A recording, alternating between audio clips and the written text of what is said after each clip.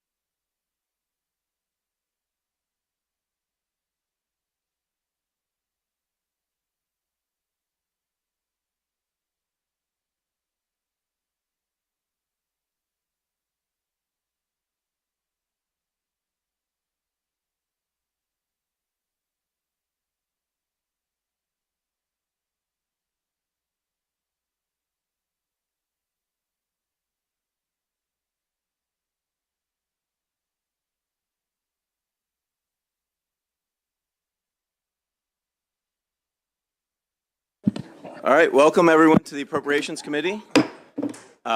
We have a number of bills today. We're going to start with our governor's bill, which is House Bill 546. Governor, welcome. Please feel free to bring your panel up and you can seat them with you.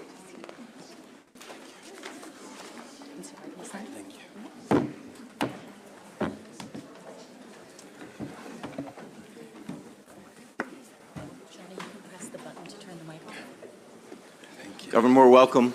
Great to see you. Mr. Chair. Really proud of you. I know I speak on behalf of the whole committee and welcome you to our committee for the first time. We're really looking forward to working these bills, collaborating with you, and hearing what you have to say. So welcome. However you want to flow, you have your team there. Thank you very much, and excuse me. And it is it's wonderful to be here, Mr. Chair. Thank you so much for the invitation, and thank you truthfully for the leadership and for the opportunity. Truly appreciate it, Vice Chair Chang and all the honorable members of the Appropriations Committee.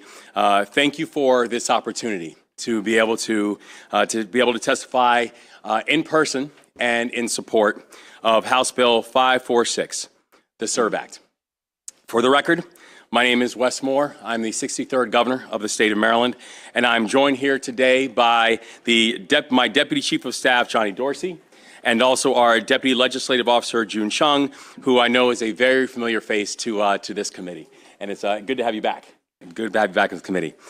I believe deeply that all the challenges that our state and all the challenges that our nation are facing, that it is going to be service that is going to help to save us. From the first day of my administration, I have worked to make Maryland the state of service, and it is a mission that all of us collectively are on.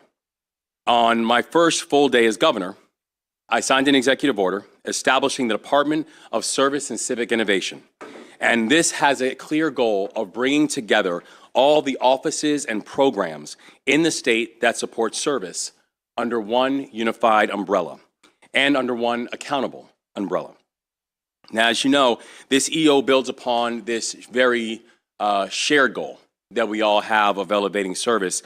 And I know that for all of you here, I want to give a personal thank you for the leadership that you have shown, the extraordinary work that you have shown in building the framework for a sister program to the service year, which is the Maryland Corps program.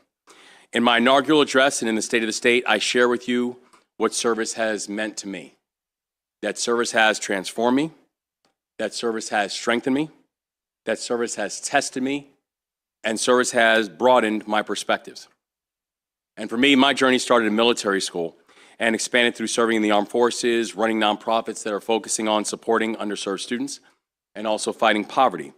But the service year option established by this bill will provide young people of every background and in every jurisdiction all throughout the state the opportunity to serve our state while also gaining real-world perspectives, skills, and experience.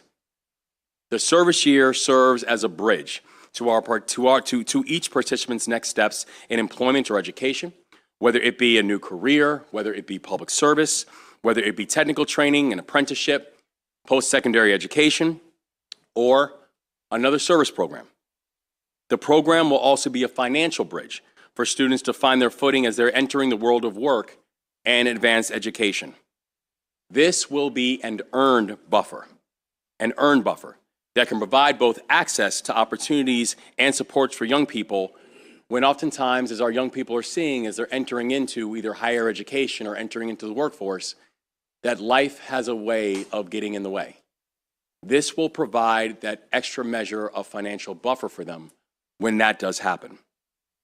And not only does service year provide a bridge for these young people to get to the next stage of their lives, it will be a bridge between different groups in our society, where the service year program can bring people together in these times of political divisiveness and vitriol, an increased level of civic engagement and participation. Basically, service will help to save us because service will help us to get to know each other again. Service will give each person an opportunity to actually spend time with others who have a shared and a common understanding and can make sure that their fingerprints are on the future of this state. House Bill 546 sets up a framework for the service year option program that will be implemented by the Secretary of the Department of Service and Civic Innovation.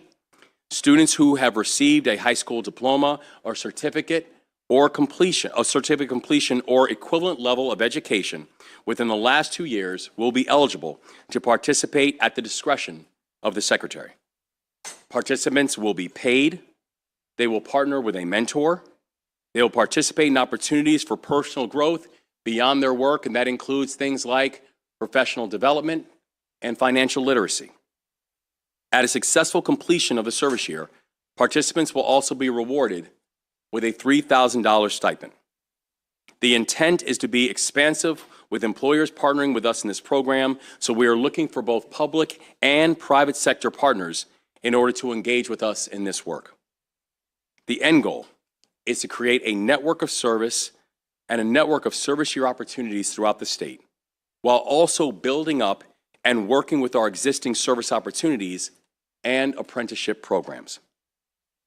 We have an opportunity with this bill to continue our shared work to elevate service, to make Maryland a state of service, and to engage thousands of Marylanders in the work of building a stronger state. And I look forward to working alongside each and every one of you in order to making this effort happen. I urge a favorable report on House Bill 546. Thank you, Governor. Is your panel testifying, or are they here for technical questions, or? They're, sorry, please. No, go ahead. Mr. Governor, we do have a panel as well, so I'm going to go ahead. Let's pause here.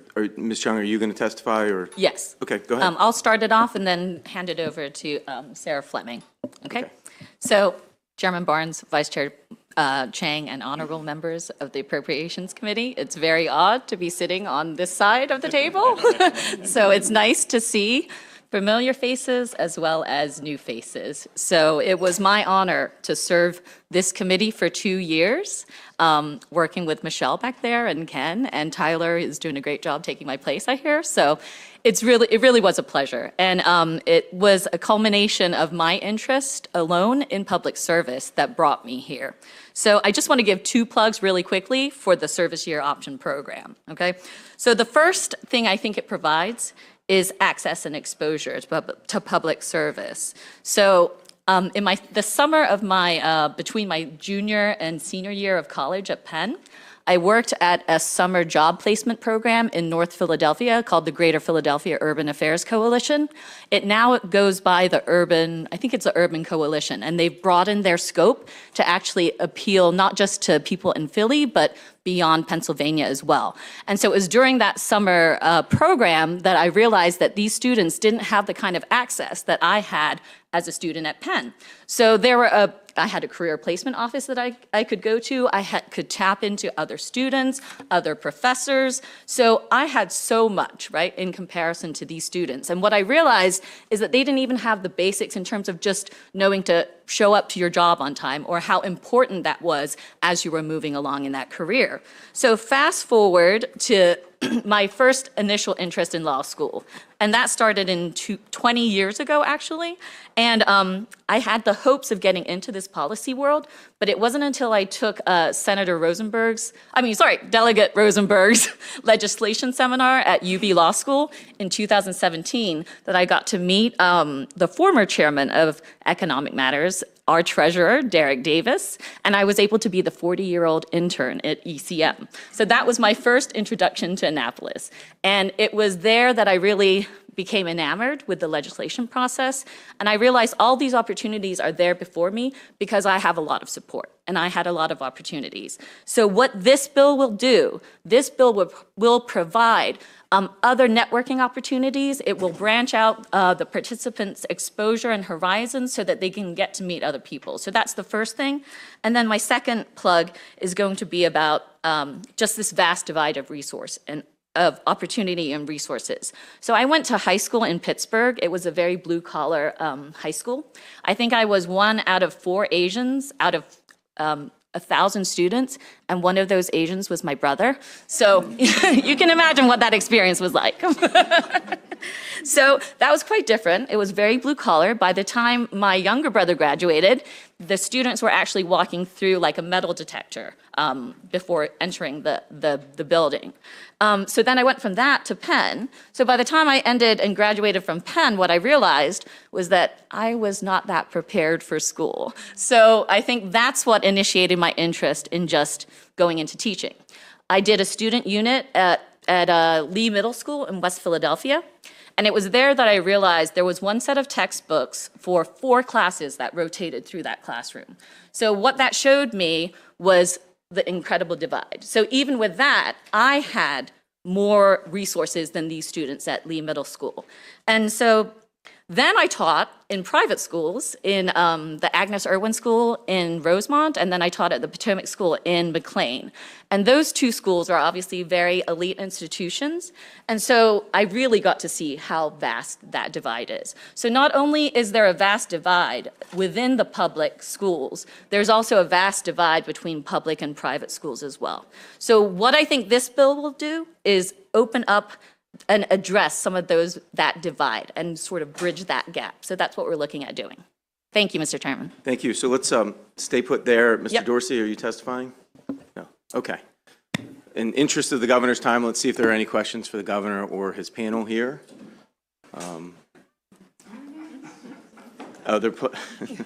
It's like Christmas lights. Yeah, you're being hazed, Governor. They usually reserve this for delegates, but clearly they see you as one of us, which is a good sign. I love it. I love it. Are there any actual questions for the governor and his panel? It looks like we do have one. So, Delegate Corbin. Thank you, Mr. Chairman. Governor, thank you so much for being here and being willing to engage with us. It means a lot and is refreshing for a lot of us on this committee. Really appreciate the evaluation element of the bill. One question I have, and maybe it's a question for our friend June, but how are we going to sort of get the word out both on the employer side and the potential participant side about this sort of option to get, involvement from both sort of parts of the equation here? Thank you. I can take it first and then whatever I miss. And so one thing that we're going to have, and part of the whole intent of actually having a measure of consolidation around this is because there's a mosaic of different service opportunities and options that we have within the state of Maryland. There's just not a measure of coordination around them. So part of the idea behind the executive order was to actually have a secretary whose job and responsibility is to have that measure of collaboration and coordination. And that includes both how we are targeting this, because one of the things you'll see about how this will differ from, for example, like the Maryland Corps, which is, something that we believe is an important sister component, sister organization component to what we're doing. This is very targeted to the people within that 2 years of graduation or completion of high schools. And so the secretary will be working both in partnership with our partnering organizations. The fact that in the state of Maryland right now, we have over 40,000 nonprofit organizations in the state of Maryland. And this is going to be open to both nonprofit organizations, companies, private sector, governmental platforms, and also unions. So you'll have the secretary who will be working in close collaboration with our partners, in addition to working in close collaboration with the pipeline centers. So the high schools, the dual completion programs, the after-school programs, who know where the students are and are then going to provide them with a tangible option for them to be able to build out. And so part of the whole idea behind the executive order was to hopefully address that issue, Delegate, of saying, how do we match the placements with the participants? And that's something the secretary will have under their jurisdictional authority. Thank you. Delegate Metzger, do you have a question? Thank you, Mr. Chairman. I appreciate it. Thank you, Mr. Governor, for being here. It's my pleasure. And I will say, as a Republican, it is refreshing to have the governor come to present his own bills. That means a lot to me. Personally, I like this. And the reason why I like it is because the service, and I've done service for 30 years prior to me becoming a elected official. But what I really like about this is that the service part of it will go on for years. Amen. And the mentorship will help years to come. I don't see this as a 4-year program. I see this as a 20, 30-year program that could be expanded. And I will say one of your first partners should be Trade Point Atlantic. So Yes. there you go. Well, thank you for that. And actually, it's funny, we spoke with Trade Point during the campaign about this because, in fact, a quote that they gave was, they said, we'll take 50. Of the students. I mean, so you see how I think this is going to be something that's going to generate excitement, not just from nonprofit providers, who in many ways are really have been serving as the backbone of the social service framework for our state, but it is also the private sector partners who also see this as an employment pipeline. Where they can see this as, listen, if there's someone who we can bring on board to help working on issues of mutual importance and a mutual interest, and also this is helping us to figure out what can we do to drive more people into our workforce pipeline, it's a good thing. And I'll just say one more thing, Delegate, and I appreciate your comment on the service part and how it really is a nonpartisan conversation. I remember when we were campaigning, I had people who I served with in Afghanistan who came to come door knock for our campaign. Many of them were not Marylanders. Many of them were not Democrats. They literally just came to come door knock, and they would knock on people's doors and they would just say, let me tell you about the guy that I served with. Because service is sticky. And we believe deeply that if we can create a framework, and again, provide various options for students to be able to select, they can work in the environment, they can work in housing, they can work in early childhood, they can work on justice reform, they can work with veterans, they can work with animals, they can, whatever, it's their choice. But if you provide them an opportunity to serve together, we believe that this will create the type of lifelong bonds and the type of lifelong, the type of lifelong coalitions that are going to serve our state for decades to come. This is called working together. Amen. Thank you. All right, Delegate Stanko to pledge his support for this bipartisan bill. I'll leave it at that. I was late to the joke. All right. Any other questions, Delegate Watson, do you? Governor, I do love this idea and this program, and I wanted to ask about the capacity because it looks like you were up to about $3 million in 4 years in, and that will serve or provide 2,000 opportunities and 18 positions. Is the capacity actually larger than 2,000 for that amount of money and that number of positions? Because we have 65 to 70,000 high school seniors. Yes. Yeah, thank you very much. So we came to this number as what we think is not just the initial realistic interest, but then also when you take a look at the amount of students that are going to be completers every single year. And you understand that that's not going to be the path for some. Some will choose to go on to workforce, some will choose to go on to the military, some will choose to go on to higher education. And so, but when we break down what we think is going to be the early and early to mid-range capacity for students, we think that's going to be a fair number of students who will choose and opt to be able to take this on.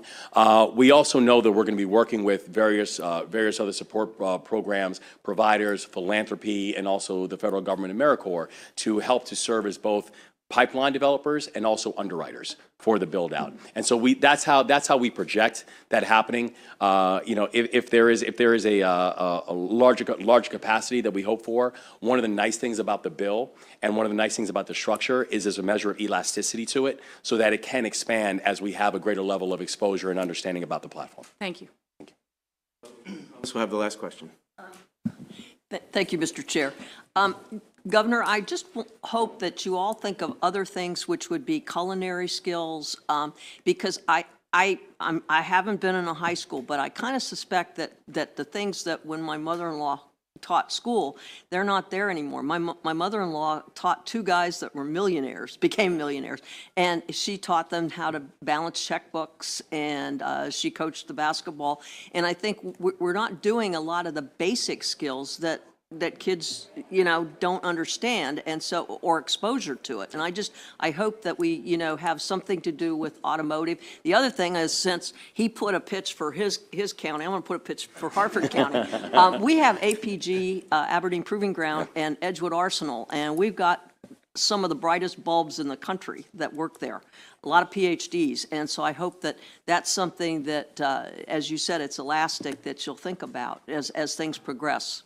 So anyway, I commend you for doing this. Thank you. And it's a great point, too, about the other skill sets. And one thing that we want to do with the platform and with the program is we want this to be, we want it to be accretive and not duplicative, where we understand that there are trade pathways and there are other skill set building pathways that we don't see this, and we don't see this as something that's eating up into a market share that they might have. All we want to simply do is provide multiple different avenues and options for students to be able to choose from as they're thinking about their next path after high school completion. But your point is really well taken. Also on what are the additional skill sets that we want for all of the students to be able to take on even as they're doing the service year. And that is why we talk about things like financial literacy and financial management, et cetera, because these are going to be transferable skill sets that we want for all of our young people to take on, regardless if they are, serving veterans for that year, or if they are working on early childhood supports. That there are certain baseline skill sets that we want them to, if they did not already get them through the high school process, we want to make sure that before they move on to that next step, that they're getting those skill sets. Governor, clearly lots of support for this bill in this committee, which is really, you're to be commended for putting it in and leading on this service option. Also for showing up in person today and working through the bill with us. We appreciate that. Frankly, as Delegate Metzger pointed out, it's not something we've seen in the last 8 years. And it really helps us. It helps our committee. I think it makes the work product better to have you here, have you working with us. So I know your schedule's busy. You don't have to stay for the 30 witnesses, but we appreciate you being here today. Well, I say I appreciate your leadership, Mr. Chair, and again, the invitation. And I appreciate the partnership and the leadership from each and every one of you. We're excited about getting this done together. And we think that there are going to be generations of Marylanders who are going to benefit from the work that you all are doing right here today. So we're excited to be your partner in it. So, absolutely. Thank you all. Yep, thank you. Thanks. Yeah, I think you have two more members of your panel. You can welcome them up. And Governor, great to see you. Great to see you too. Thanks.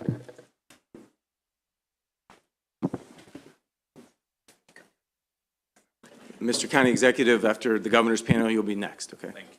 Yes, sir. And you can bring up your two.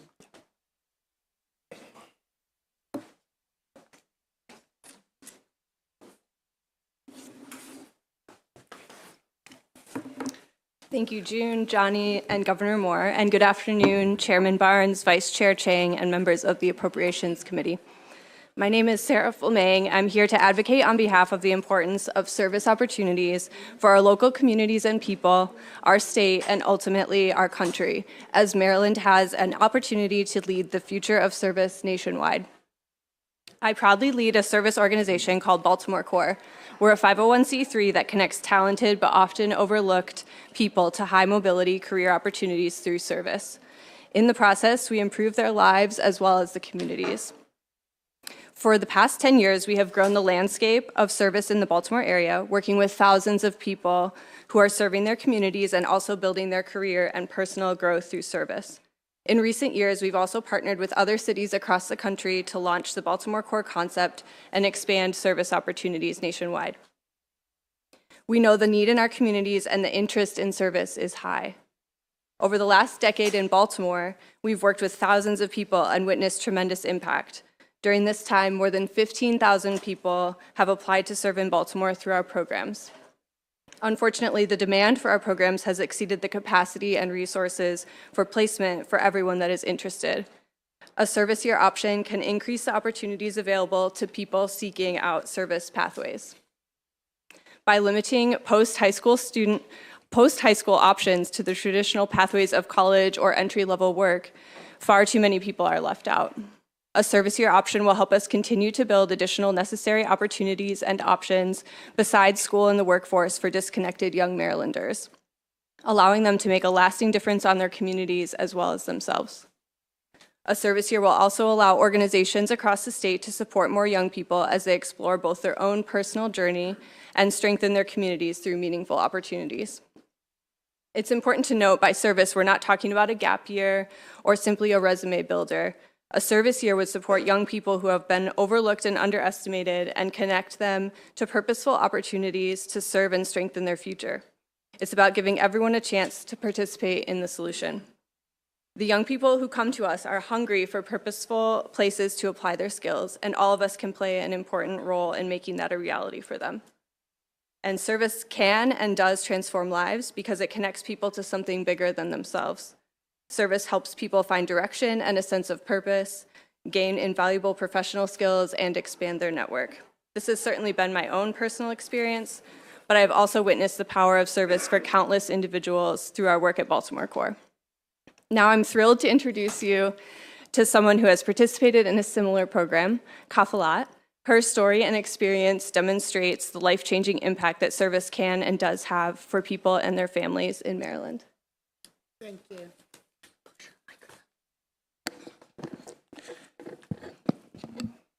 Good afternoon, everyone. My name is Kafalat Akande.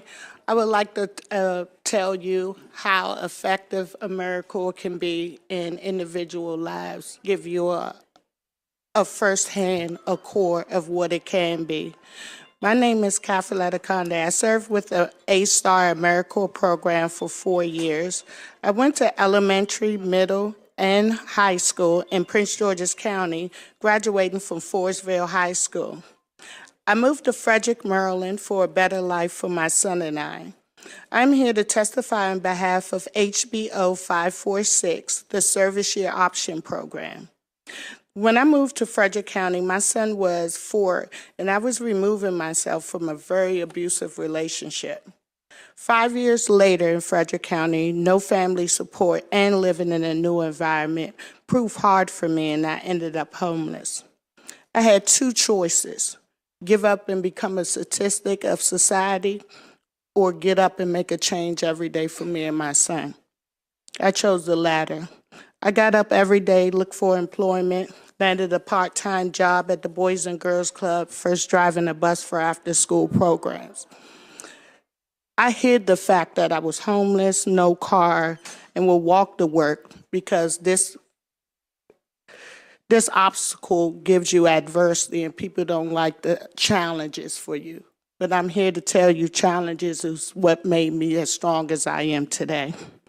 I was so thankful for this opportunity. I would stay longer, take anyone's available shift because it was a safe environment and comfortable for me and my child, and it was a relief. A few months working at the Boys and Girls Club, I was introduced and approached by a woman due to my work ethic. She asked me to join the AmeriCorps. I'm forever thankful for meeting this woman. Her name is Lisa Clark. She opened the door for me to experience humanity in a way that changed my life forever. Being a part and to be able to witness the impact and the presence AmeriCorps holds and its values that help make families and communities better is amazing. I began my first year assisting with health fairs, helping with after-school programming, and also as the site director for 3 different middle schools, and also assisted in making hats for children in the NICU unit. This opened my eyes to what AmeriCorps does to help the community, and I wanted to be a part of it so bad, because I see everybody wasting their time, but time is a value. Being AmeriCorps helped me build the confidence needed to know what being successful is. It's not valued by material. It's not valued by what you have. It's valued by what you can do, not for yourself, but what you can do to change your community around you. AmeriCorps provided me that success, so I no longer felt as though I was less than, but part of a group of people changing, moving, and making a difference in life. I bought a car, landed a position at Frederick Community Action Agency, which I became the face in 2017 by working 12 days in the shelter, by giving people opportunity to find housing. I also volunteered at this food bank, providing food for anybody in the community who needed it. I was showing up, and when you show up, it makes a difference in these programs that advocate for changing people. I know I don't fit the box of being someone that volunteers, but when it comes to volunteering, AmeriCorps makes it that much important to be a part of it.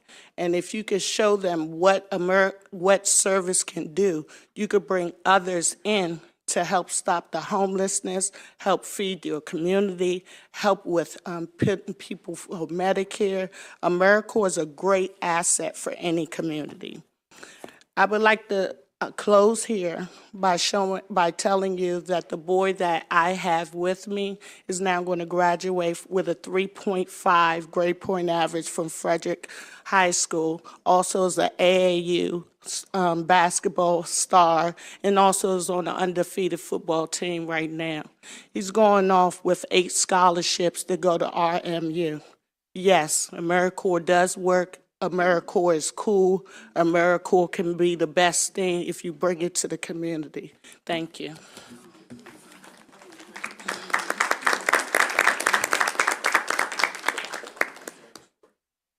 Thank you.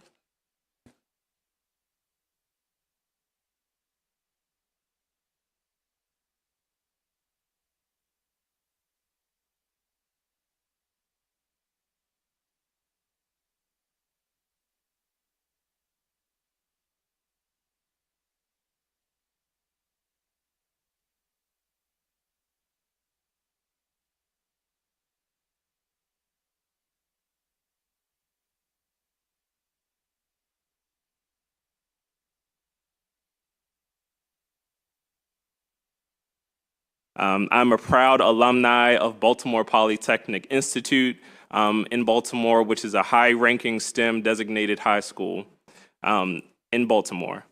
I'm a proud alumni of Morgan State University, where I formerly served as the student regent on the Board of Regents.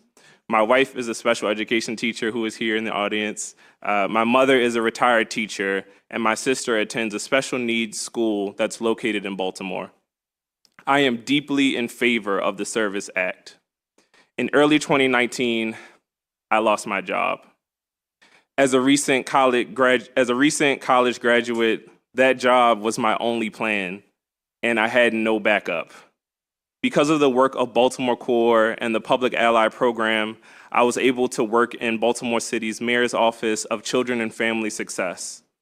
In the Mayor's Office, I was able to stand up the Trauma-Informed Care Task Force with Councilman Zeke Cohen, managed the grant implementation process, and worked on the COVID-19 immediate response, which included improving access to technology, food, and eviction prevention services.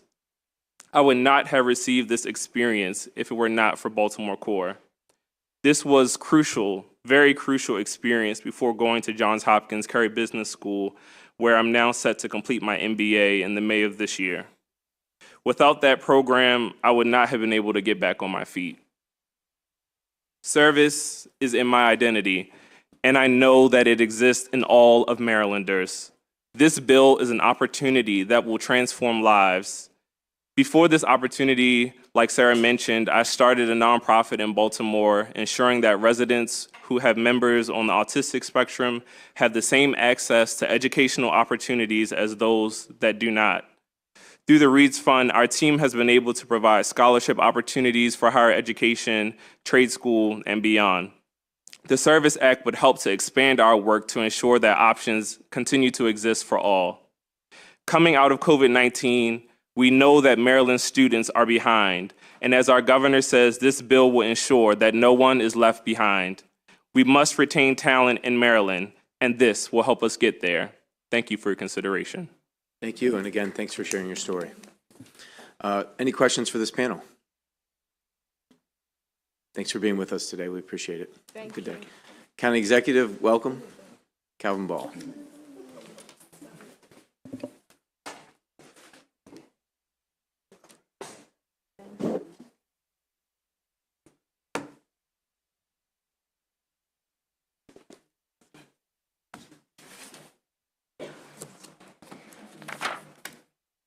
Good afternoon, Chairman Barnes, Vice Chair Chang, and the other illustrious members of this committee.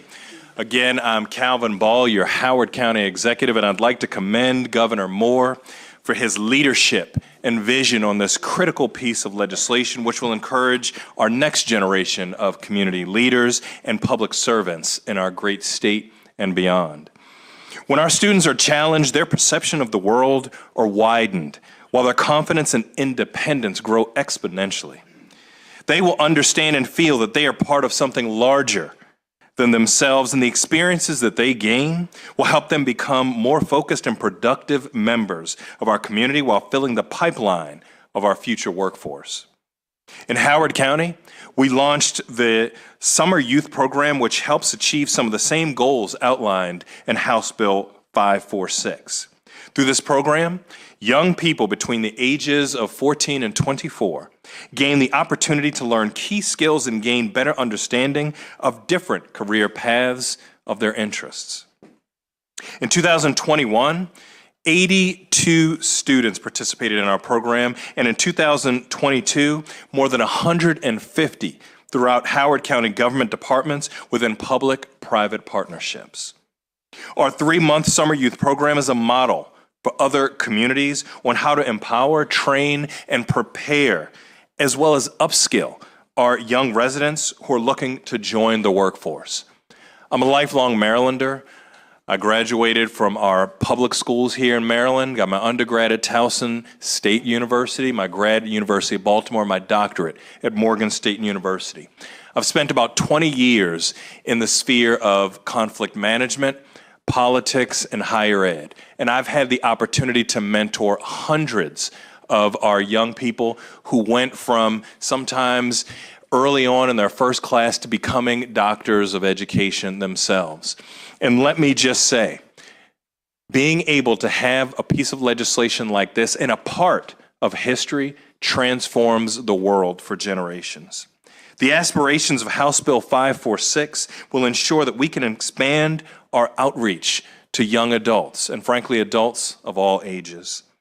And it's critical that we support our growth and their hands-on experience for our future workforce to become their very best selves. I welcome your support, and I urge a favorable report on this bill. Thank you so much for your attention. Thank you, Mr. County Executive. Thanks for being with us. Are there any questions for County Executive Ball? All right, thanks for being with us. Appreciate it. I'm going to now turn to the witnesses. I'm going to remind witnesses that you have 2 minutes in the committee. We don't have any opposition to this bill, so we've allowed the governor's panel a little leniency on that, but you do have 2 minutes. So with that, we'll call up Vinnie DeMarco, Maddie Long, Nicole Hanson-Mundell.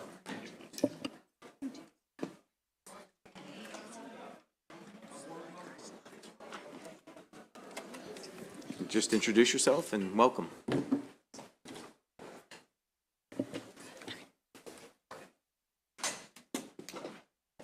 Thank you, Mr. Chair, Mr. Vice Chair, members of the Appropriations Committee. My name is Maddie Long, and I'm a policy fellow with Strong Schools Maryland to testify in support of House Bill 546. My organization brings together a network of thousands of education advocates across the state to ensure the full funding and faithful implementation of the blueprint for Maryland's future. This initiative presents an opportunity for Maryland to lead the country in implementing a state service year model, and we thank the governor for bringing new strategies to bring together service models in a collaborative effort to grant more opportunities to our young folks and address future state staffing needs. The work we are collectively performing to implement the blueprint's vision is critically addressed in this legislation. Through providing options for our recent grads, we would grant our students more opportunities to utilize their world-class education and college and career readiness and gain benefits of professional development, mentoring, job training, networking, and other support while working in high-impact service placements and serving Maryland communities. This is all while earning a wage and given the incentive of a stipend. Additionally, this bill offers set opportunities in areas of high need in the state, like education. State leaders have recognized this need, and this bill serves as a great stride in solving a problem. The Maryland State Department of Education alone has just under 200 vacant positions currently. The blueprint created certain positions to fulfill the needs of the law. I implore this committee to recognize the urgency to develop recruitment strategies for full and successful implementation of the blueprint. If not, we will begin to see the severity of consequences of inaction. The General Assembly can bolster the implementation of the blueprint. For these reasons, we urge a favorable report. Thank you. Perfect. Thank you. Mr. Merko, good to see you. Thank you, Mr. Chairman, Mr. Vice Chairman, members of the committee, particularly my own delegate from the 45th District. Thank you for having me here. This General Assembly has caused great progress in Maryland on health care, fully implementing the Affordable Care Act, so we're fifth best state in the nation, having reduced our uninsured rate from 13% to 6%. Hundreds of thousands of people going to have health care in Maryland they didn't have before. We need to do more, and Governor Moore has said that. We need to leave no one behind, get everybody health care. We're going to fight for that with you this session and beyond. But healthcare coverage is not all it could be if there's an inadequate workforce, if there aren't enough people. And we hear stories from all across the state, particularly disadvantaged and rural areas, that there are just not enough people providing healthcare services. We were thrilled to learn that this service project includes healthcare specifically as one of the options for these young folks and others doing service to the state. For all the reasons you heard from the governor and everyone else, this is a great measure, but it's also going to help healthcare in our state. So for that reason, the Maryland Citizens Health Initiative strongly urges you to pass House Bill 546. Thank you very much. Thanks for being with us. Good day. Lisa Clark, Drew Jabin, and Robert Enton.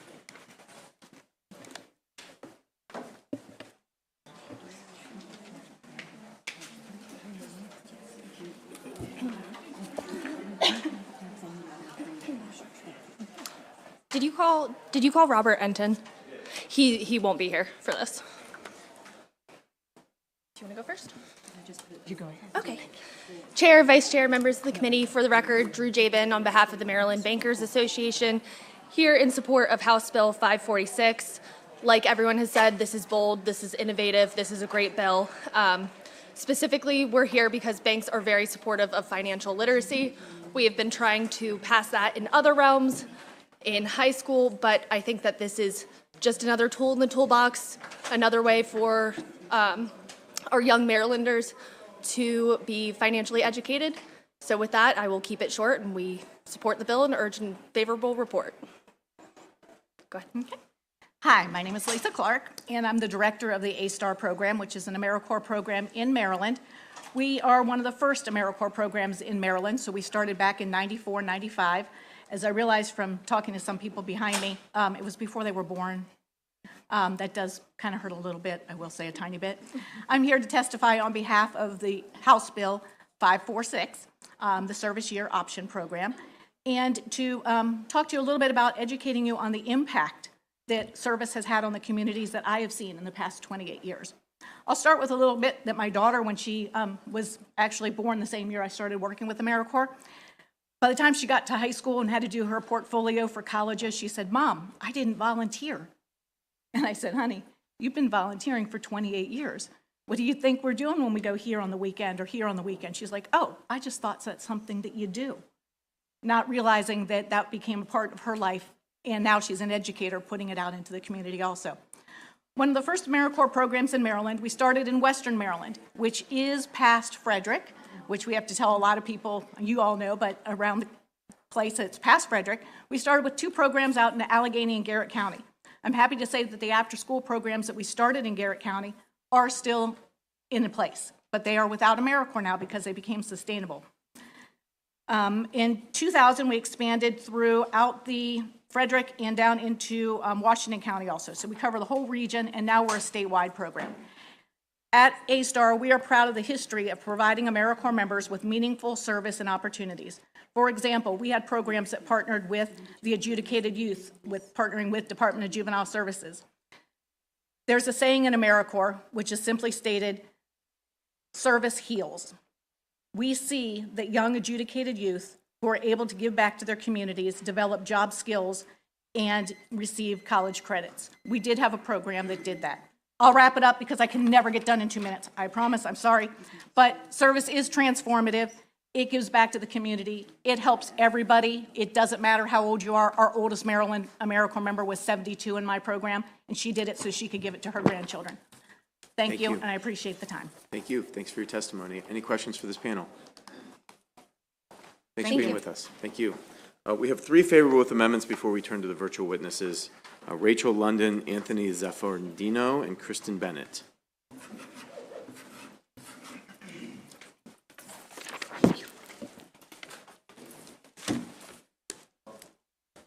Mr. Chair, Mr. Vice Chair, members of the committee, I'm Rachel London, the Executive Director of the Maryland Developmental Disabilities Council. I'm here today as the chair of the Developmental Disabilities Coalition, 5 statewide organizations that work together to improve opportunities and outcomes for people with developmental disabilities. First, I really want to recognize and say we truly appreciate that the governor's intention was to be inclusive of all students. In fact, so we are here supporting with 2 amendments. You have our written testimony. The first amendment being that students who leave with a certificate from high school, who do not leave with a diploma. When we brought this issue to the governor's and the governor's staff's attention, they were immediately supportive. In fact, you heard the governor mention, 1, that the program was an opportunity for students who graduate with a diploma and those with a certificate. So I want to also reiterate that this program absolutely benefits people with developmental disabilities. First, not only will students with and without disabilities be able to serve programs that provide services and supports to people with developmental disabilities, students with disabilities will have that opportunity to serve a variety of different people, and they get to prepare for work. Huge issue. Only about 50% of Marylanders with disabilities are actually participating in the workforce. That decreases by almost 50% when you look at specifically people with intellectual and developmental disabilities. So really here, because we appreciate the focus on service, the intent to be super inclusive of all students, and believe that both of our amendments will just promote equity and access. Thank you, Mr. Chair. Good afternoon, Mr. Chair and Mr. Vice Chair, and of course my delegate Harris. My name's Tony Zamfredo. I'm the co-chair for the ARC, Maryland Governmental Affairs Committee, and I have a son who's 16 with Down syndrome. He will graduate high school with a certificate. And the reason why we asked for this amendment is to make sure that students like him are able to participate in the program. Because we often hear we don't want to leave anybody behind, but without making sure the clarifying language is in this bill, we will actually leave individuals behind. Also, we want the committee to consider the amendment of making sure that individuals with disability are allowed to work the hours based on their ability, because some folks may not be able to meet that limit. And again, this is all about all-inclusive. I mean, many times you hear the disability community come and you think we're asking for money, but now we're really asking for service of having people able to help us and who are able to help themselves. So once again, I asked, you already have our written testimony with the amendments, to take that under consideration on behalf of those students who will graduate in May with certificates and those in the future who will graduate with certificates. They need you today, and they'll need you again in the future, so please make sure this happens. Thank you. Good afternoon, Chair Barnes, Vice Chair Chang, and committee members. My name is Kristen Bennett, and I'm here both as a proud AmeriCorps alum who firsthand has seen the value of service years, but as well as the CEO of Service Year Alliance. We're a national nonprofit that is working to make a year of paid full-time service years a common expectation and opportunity for all young Americans in our country. Our organization supports service year programs across the country with tools and resources to make service years part of growing up in America. And we believe that service years transform lives and address urgent community needs, including education and conservation and clean energy, public health, et cetera, et cetera, et cetera. So, and we also agree that, as Governor Moore has said many times, that service years can help us get to know each other better again, and bringing individuals together across lines of difference as the antidote in loneliness and otherness. So, Service Year Alliance is pleased to support House Bill 546, the SERV Act, with a few amendments. They're minor. They're really focused on strengthening the bill, clarifying legislative intent, and offering the new Department of Service and Civic Innovation additional flexibility and implementation. So first, we would encourage the General Assembly to not recreate the wheel when it comes to the proposed online platform to advertise service year positions. Since 2015, Service Year Alliance has operated serviceyear.org, an online marketplace that is making it more accessible for individuals to find service year opportunities. It's the only platform out there for service years and could be easily adaptable to leverage here in Maryland for the service year option as needed. Second, we recommend that the program emphasizes a geographic diversity of host nonprofits to ensure that organizations across the state may participate in this program. We also suggest that the bill explicitly states that other federal resources could be accepted by the Service Year Option Fund, AmeriCorps, the Department of Labor, and other federal sources. And one more thing, we would hope that you would seek to clarify the difference between employment and service to move the bill forward, but we are extremely supportive of the SERV Act. And thank you. Okay. Thank you. Thanks for your testimony. So these are the witnesses I've called. I'm sorry. You called me. I was unfortunately in another committee. Nicole Hanson-Mundell. Sure. Welcome. Thank you.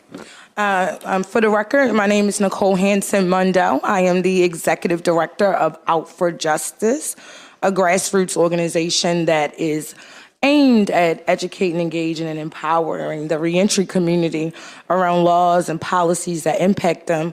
I'm here to really talk about my personal experience as a formerly incarcerated woman leaving jail back in, 2014. And that was around the time when our great President Obama initiated an AmeriCorps Vista program that allowed for formerly incarcerated people to have access to AmeriCorps Vista. So I am, too, a proud alum of AmeriCorps Vista specifically. And that was an opportunity in Baltimore that did not exist for formerly incarcerated people up until that point. Up until that point, people with criminal records, even coming out of high school or college, did not have access to the AmeriCorps opportunity. And so in Baltimore, that happened. I was a part of the first group, one of about 10 formerly incarcerated people, to be able to take advantage of this AmeriCorps opportunity where I could be in service to my community, work at a nonprofit, learn the actual skill sets that made me the person I am today. Then Delegate Regina Boyce was my boss at the time, and she required me to sit at the computer and build my reentry program. I wanted to be out in community. I wanted to do the thing, but I needed those skill sets that it took as a Vista to build a program at a nonprofit. And so I understand the benefit of AmeriCorps service. I understand the benefit of being able to work at a nonprofit that is closely aligned to your goals, your values, and your mission. And I understand what this type of opportunity can do because you're looking at a person who benefited from that type of service opportunity. And now I'm the executive director of an organization where I manage over $1 million in funding. I have hired about 3 to 4 people and am looking to hire more people. So I am the example of what service opportunity looks like. Thank you. Thank you. Congratulations on your work. Are there any questions for this panel? All right. Well, thanks you all for being here. Appreciate you. Have a good one. We do have 2 virtual witnesses, I understand, online. Zanab Abbas.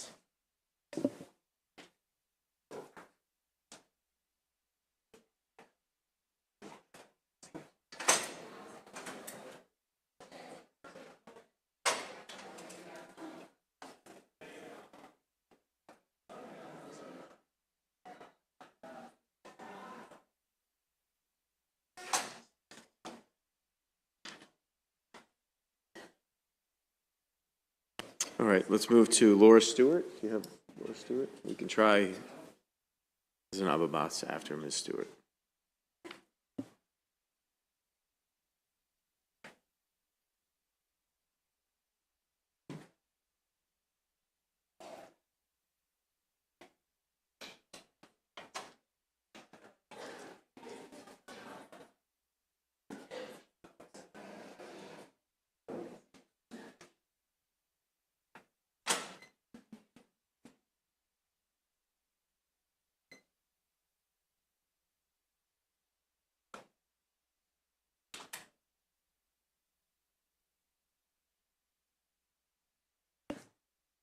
Laura Stewart? Okay. Ms. Stewart?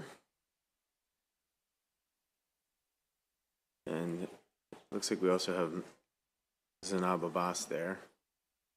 Any luck on either?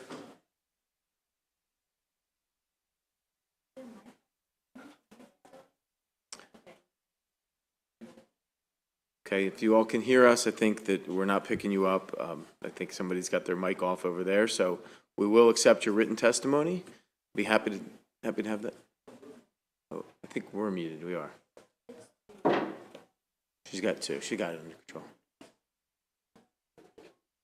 Zanab Abbas or Laura Stewart? Either of you online? I'm Laura here. Stewart. All right. The sound just came on just Thank you, now. Delegate Ivy. We got it. Okay. Ms. Stewart, welcome. You have 2 minutes. Thanks for being with us. Yes, thank you. Just one moment. Hello, my name is Laura Stewart. I am with Free State PTA, and we represent over 50,000 volunteer members and families in over 500 public schools. We are the statewide Free PTA organization.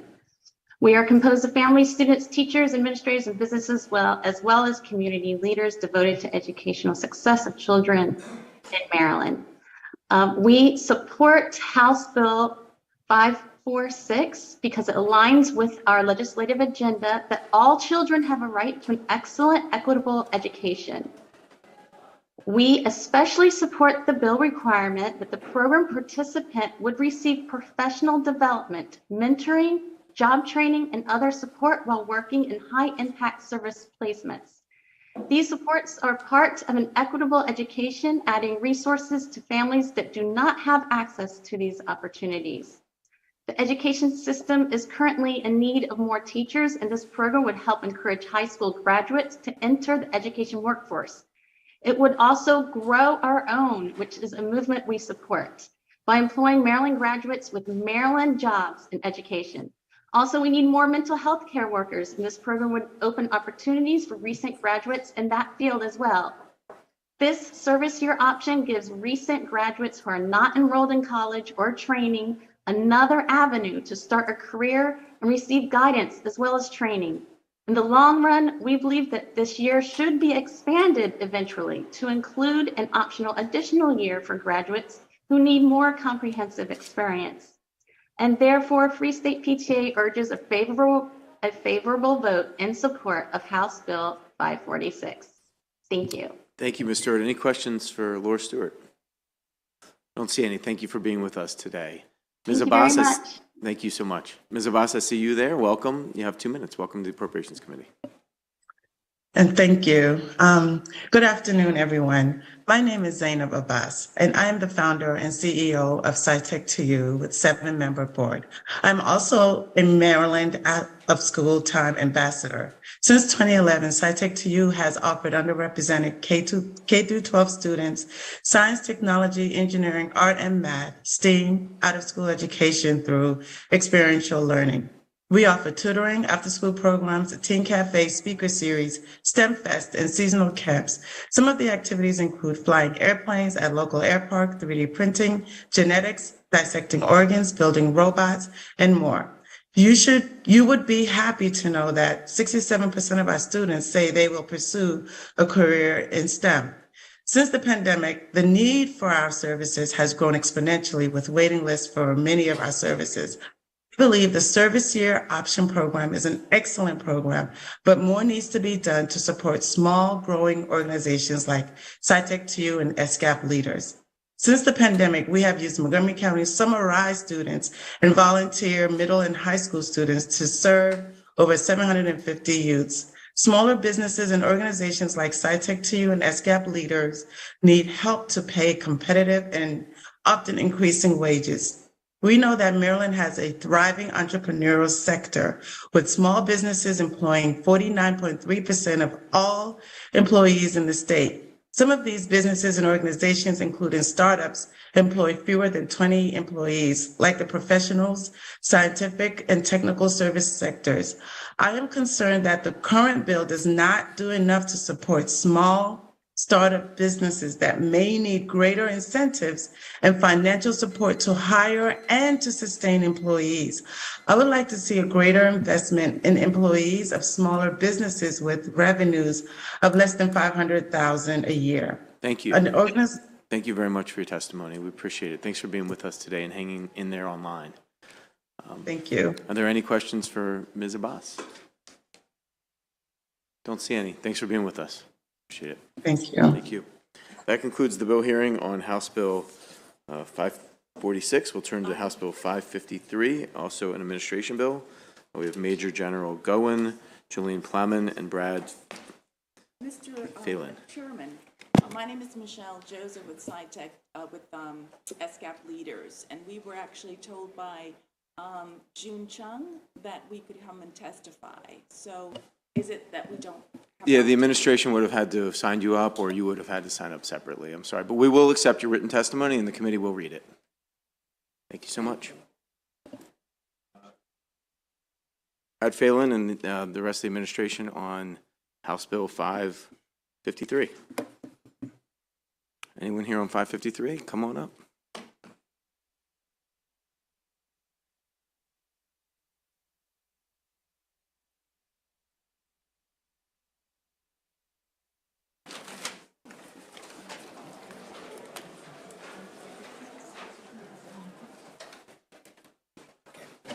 I don't see Mr. Phelan, but welcome to you two, and whoever wants to kick it off. Good afternoon, Chairman Barnes, Vice Chair Chang, distinguished members of the Appropriations Committee. For the record, I'm Major General Timothy Gowen, the Adjutant General of Maryland. I'm here today on behalf of Governor Moore to present House Bill 553, the Healthcare for Heroes Act. I have with me Julian Plowman, Manager of Legislative Affairs for National Guard Association of the United States. And I hope soon will be joining us again, Brad Fallon, the Deputy Legislative Officer for Governor Moore. Healthcare for Heroes Act seeks to establish Maryland as a leader in creating an environment of service by helping both the health and finances of our brave men and women who serve in the National Guard. This legislation establishes a program to reimburse members of the Maryland National Guard for health care and dental premiums paid for themselves and their family. The reimbursements created in this legislation creates an avenue to free health care for service members and their families. In addition to expanding access to coverage for those who serve our communities and nation, this program will serve as a powerful recruitment and retention tool for the Guard. This legislation presents an opportunity for Maryland to lead the nation and to ensure that our Guard is combat ready and that our service members are well aware of the way their state appreciates their service. In fact, Maryland will be the first of 54 states and territory to create a program of this nature. And this is attracting attention from all around the nation. The Chief of National Guard Bureau, General Dan Hokanson, has stated that creating universal health care for Guard members is his top priority. Enactment of this legislation will affirm Maryland's commitment to support our Guard members and the families and to thank them for the service and sacrifices made in their interest. For a century, members of the Guard have answered the call whenever and wherever they're needed, from responding to attacks on the homeland to helping the front lines of COVID-19 pandemic to supporting peacekeeping missions around the globe. Members of your Maryland National Guard have been there for all this, and this is an opportunity for you to send a powerful thank you. The military department is excited to partner with you as members of this legislation to lead the nation in this important program. I respectfully ask that you send a powerful message about Maryland's support for the National Guard for voting favorably in House Bill 553. Thank you. Thank you for your service. Welcome. Chairman Barnes, Vice Chair Chang, and other distinguished members of the committee. For the record, my name is Julian Plowman, and I serve as the Legislative Affairs Manager for the National Guard Association of the United States, or known as NAGAS. Coincidentally, I too am a Maryland National Guardsman on the military side. I am before you today in strong support of House Bill 553, the Health Care for Heroes Act.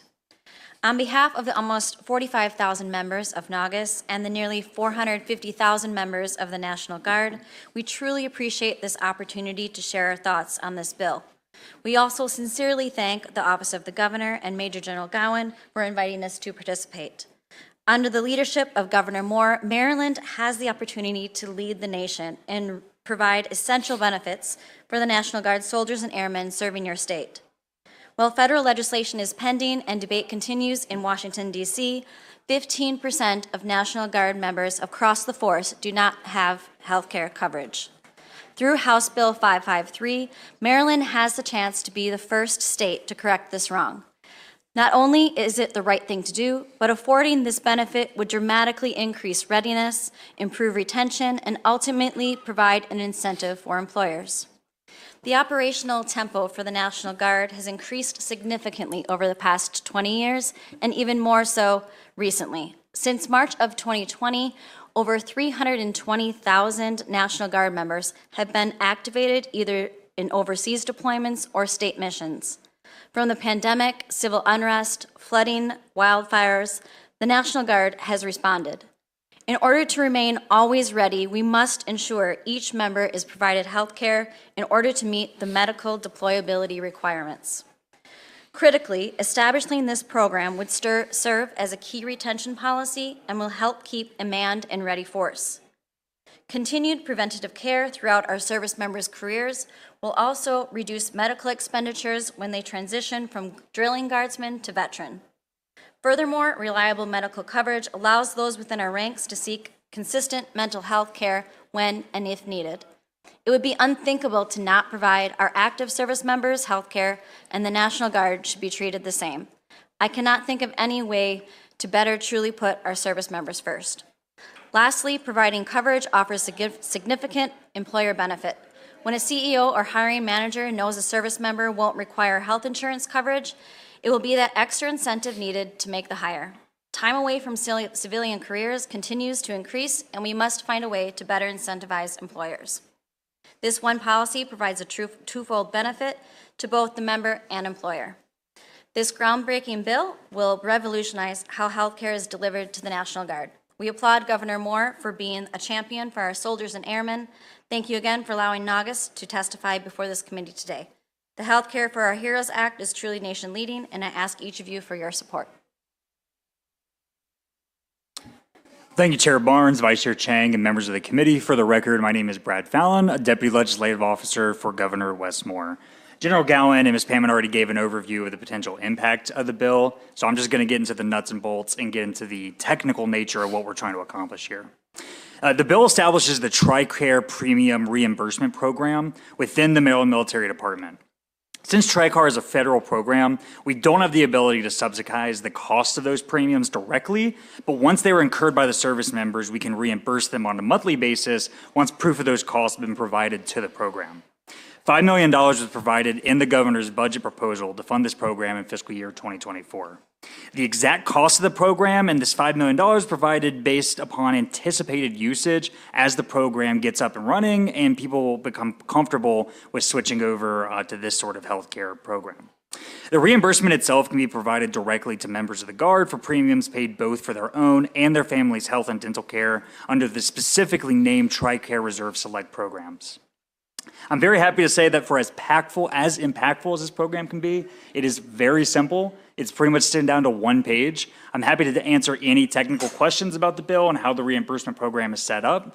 But otherwise, I'm just here for any questions, and I would ask the committee for a favorable report. Thanks very much. Right. Thank you. Thank you all for your testimony. Are there any questions for the panel? Seems pretty straightforward. Major General, thank you for your service. Thanks My pleasure. Thank you. for being here. That concludes the bill hearing on House Bill 553. We'll turn to Delegate Corbin, House Bill 498.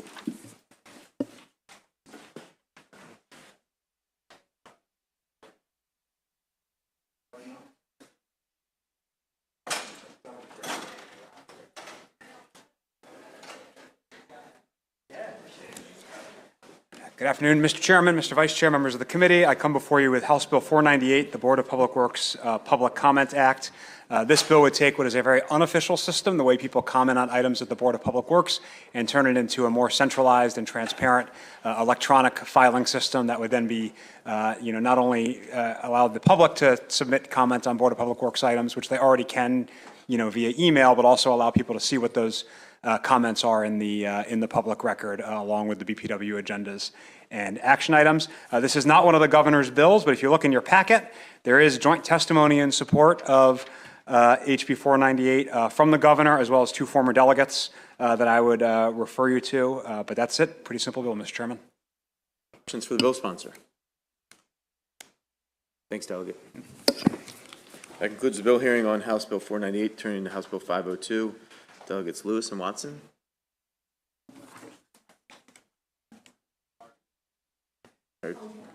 Delegate Watson, are you taking this for, no? All right. Well, I don't see Delegate Lewis here. Let's move on to, let's see Delegate Kaufman here. Delegate Bridges is here. All right.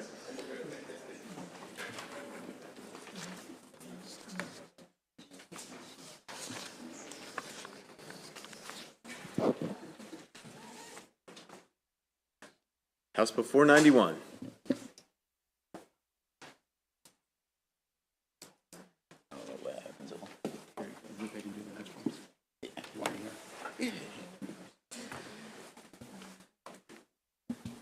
All right, thank you, Mr. Chair, Vice Chair, members of the committee. I may have lost some of my panel. I think they thought we were going to go a little bit later, but that's fine.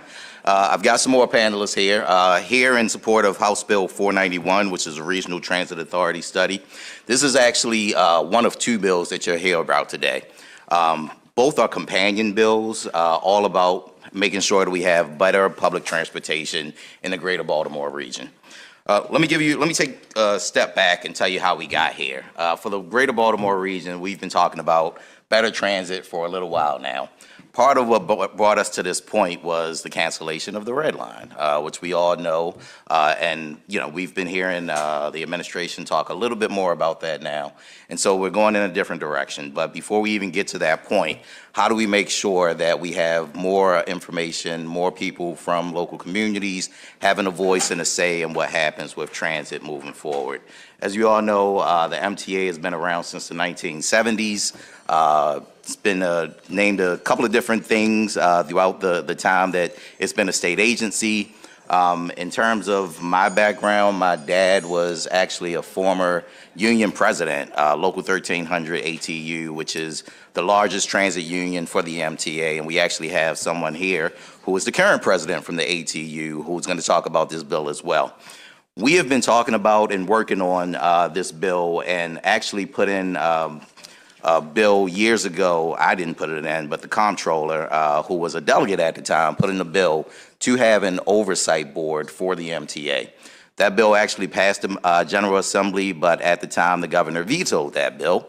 And the Senate, when we came back, unfortunately, one person they didn't have enough support from one person on the Senate side to override that veto. We always do it better in the House side anyway. And so we had the support, but they just didn't have the support on the Senate side. And so since then, we've been working with the Baltimore Metropolitan Council and actually came with them to do a report that actually looked at the Greater Baltimore region and talked about the different governance and finance structures for the MTA. We got to the point where a consultant was brought in. We actually had 5 recommendations that talked about what a different governance and funding structure would look like for the MTA. One of those was a regional transit authority, but there needed to be much more details about what a regional transit authority could actually look like and do. But before we even got to that point, this past year in 2022, we actually had a work group that looked at those 5 recommendations and came up with recommendations of our own around better public transportation for the state of Maryland, particularly for the Greater Baltimore region. On that work group, we had a number of people from that were actually appointed from the mayor's office, from the mayor, Howard County exec, Anne Arundel County exec, Baltimore County exec, who are all in support of the 2 bills that you're going to hear today. And we actually have one of the administrators, the longest serving administrator for the MTA, Mr. Ron Hartman, who was also a part of that work group, along with a number of businesses. I think the delegate mentioned Trade Point Atlantic earlier. Aaron Tamarchio was a part of that work group. Dr. Celeste Chavis from Morgan State University. Just a number of good people who wanted to dig a little deeper and figure out the best way to do public transportation for the Greater Baltimore region. And so you've got 2 bills that you're going to hear about today, but this bill today, House Bill 491, is a straightforward bill that just talks about what can we do to really look at over the next 2 years how we can have a regional transit authority. We didn't go immediately in our recommendations to having an authority. The next bill that we'll talk about talks about a little bit more oversight, but in terms of looking at an authority, there are a couple of things that you have to look at that makes the authority a little bit of a different structure and really a transformative structure for the MTA. You've got a different funding mechanism that will happen if you go to a regional authority structure. So you take sort of the transportation trust fund out of the equation. The local jurisdictions have to have more say in what needs to happen.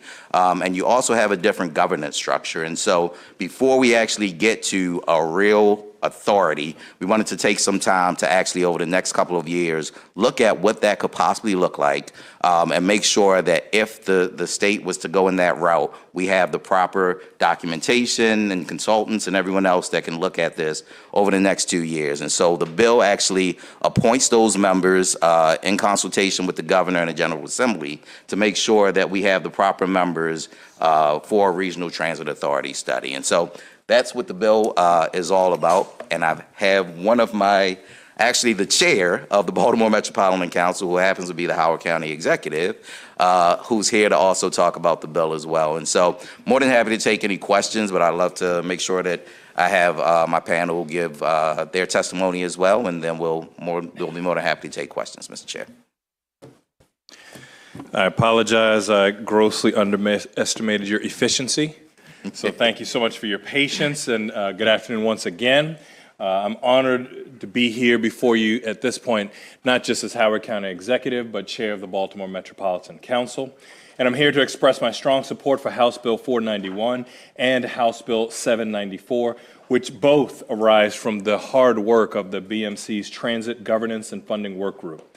I'd like to personally and publicly commend Delegate Bridges and all of our co-sponsors in their proposal of these bills that will establish the exploratory body to study establishing a Baltimore Regional Transit Authority in response to the recommendations proposed in a recent report. Last year, the General Assembly passed HB 1336, which formed a legislative commission to study the governance and funding of MTA. That bill was then vetoed by Governor Hogan. As a result, BMC formed this work group in July to address the issues raised in that House bill. Members were appointed from 4 of our jurisdictions, as well as the legislature, the business community, and labor. The ideas in these bills represent the collective ideas of a cross-section of regional leaders, and they come from a truly regional and collaborative process. As chair of the BMC and on behalf of Mayor Scott and County Executives Olszewski in Baltimore County and Pittman in Anne Arundel County, I'm proud to offer support of our local governments for this legislation. All of our communities expect bold leadership from elected representatives, but they also expect a voice to be deliberative, transparent, and accountable in their decision-making process. The cancellation of the red line blocked funding, growth, and opportunity that would have helped firm up economic foundation for our communities in the Baltimore region for decades to come. Our system here in Maryland allowed this decision to go unchecked.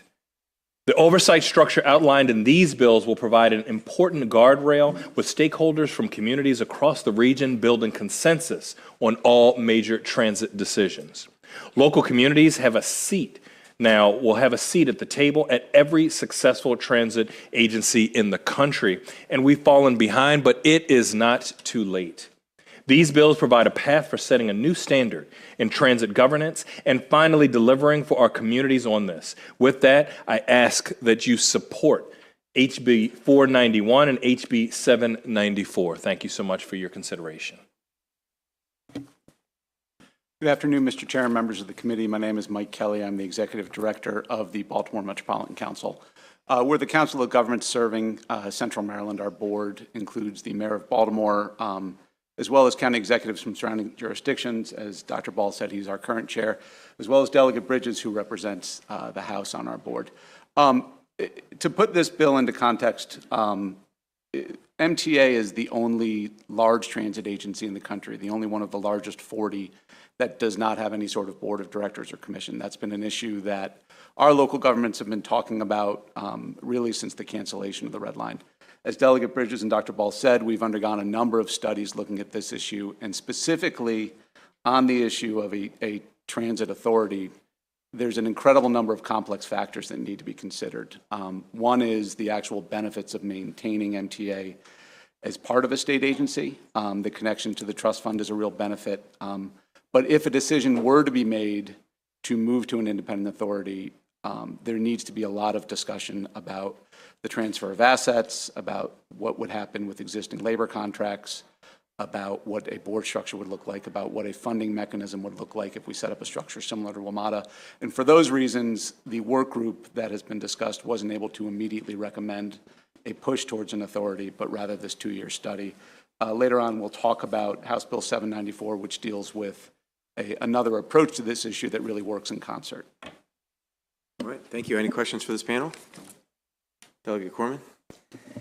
Thank you, Mr. Chairman. First, Mr. Kelly, I'll just tell you what I tell you every time I see you, which is be careful what you wish for with the WMATA comparison, because the grass is always greener on the other side, I assure you. Delegate Bridges, I'm just trying to understand the fiscal note a little bit. It's, I think, $2 million or so over 2 years based on what MDOT reported, but BMC's already been doing a lot of this work. So does that number seem consistent with what BMC's been experiencing? I understand it's going to get even more technical going forward, but of course, a lot of work's already been done, so. Yeah, a lot of this work has already been done, and I'll let Mike speak on that if he wants, but the first study that we actually completed was around $300,000, and so, and that was for a study of over a year, and I'm not sure how we got up to over $1 million from the MTA. I will say that I have been in talks with the secretary about both of these bills, about all the bills that I have on transportation, actually. And he, has a couple of amendments to help make things a little bit better and make sure that there aren't as many complications in terms of what could be a ballooning sort of fiscal note. But in terms of what we've been able to do over the last couple of years, $300,000, I think, is the what we've paid for the last consultant. Yeah, Delegate Corbin, I did mention there was grass at WMATA. I was not talking about the color of that grass. I think you're right with your assessment.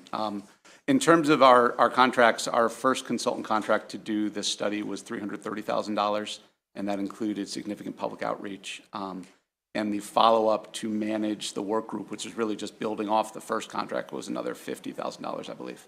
Yeah. So safely under $500,000 to do the version that we put together. Yeah, and Dot's estimate just seems very aggressive, I guess, Delegate Bridges, based on past experience. Yes, Thank you. definitely. Thank you, Mr. Chairman. Thank you.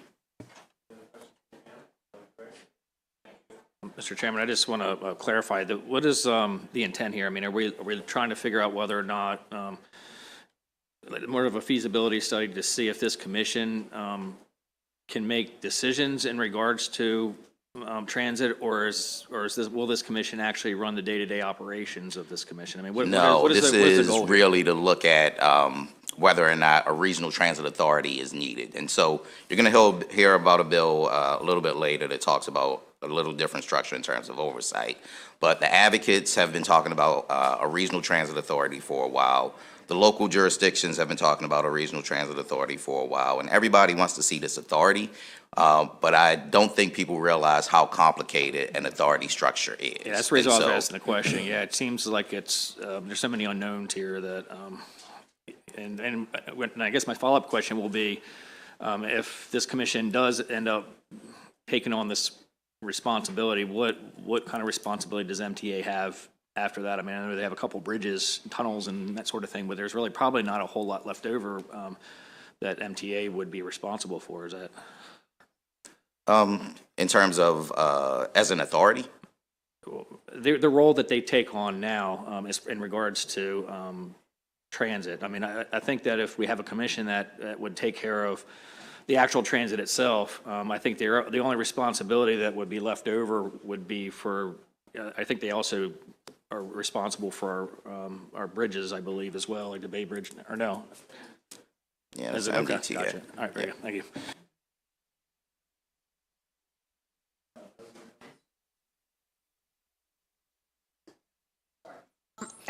This is anecdotal, but kind of what I see up in my county, Harford County. We have a local bus, and every time I see it, there's nobody on the bus. And I'm wondering if in the commission that there could be some, I mean, if you kind of know which people need bus service, if the scale down would be maybe, you know, smaller vehicles or that could take people as opposed to a big empty bus. I can't comment on your district or what's going on in the city, but you know, I tried to talk to my guys in Harford County, and they say, we got great ridership and stuff, and I'll be darned if I can see it. So I just, you know, that in other words, if you don't have to have a big bus that's like empty or just very small. I know I was in Europe a couple years ago, and everybody uses the bus system there, like, you know, and I mean, it's packed. Delegate Corbin wants to be on the commission. What do you think? That sounds about right to me. We'll make sure that you're added as one of the members to the commission. No, but look, the lot system and the way that the funding goes outside of the greater Baltimore region is complicated as well. And so, you know, there are still conversations to be had about how different jurisdictions do transportation and the transportation funding as well. This is really to talk about where the jurisdictions where people rely on public transportation the most, and that's the greater Baltimore region. But there is a conversation to be had about outside of that greater Baltimore region. All right, well, thank you all for being with us. Again, Mr. County Executive, good to see you. We have a number of witnesses on this, so Ronald Hartman, Anna Ellis, John Loria. Thank you. Oh, and I neglected to mention that we are joined by our friends from ENT. Michelle Guyton's here, Todd Morgan, and Addison Jackie. Jackie Addison. How are you? Good to see you.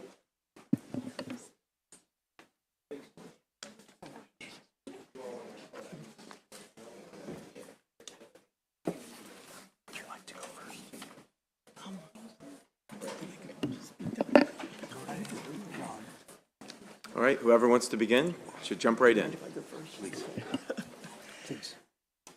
Good afternoon. My name is Anna Ellis. I have ridden the transit system in Baltimore for my entire life, and I'm retired now, but I still use the transit system several times a week.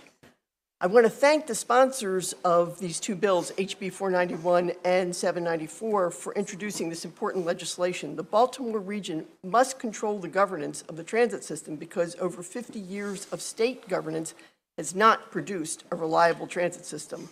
Of the 50 largest transit systems in the country, MTA stands alone in not having a board of directors and where the decision-making lies with the governor. I'm a regular rider who just wants the buses and trains to be reliable. Too often, that does not happen. The number 94 bus that I take from my house in Hamden frequently does not show up at all. My transit log showed that on 16 possible trips on the 94 bus, only 6 were on time, 2 were more than 2 minutes early, 1 was late, and 7 times the bus didn't show up at all. Aries for Transit compiles data which measures performance for Washington and Baltimore area transit systems. According to their data, the MTA overall no-show rate for the last 3 months has been 23%. The consequences of unreliable service are workers late for work, students late for classes, patients missing medical appointments. And while the pandemic may have made the reliability problem worse, it by no means began with the pandemic. I have correspondence with MTA from 20 years ago complaining about unreliable bus service on this very same bus line. I believe that regional control of the transit system will make it more accountable to the local community. Clearly, state governance has failed to produce reliable public transportation in the Central Maryland region. I request a favorable report on HB 491 and HB 794. Thank you.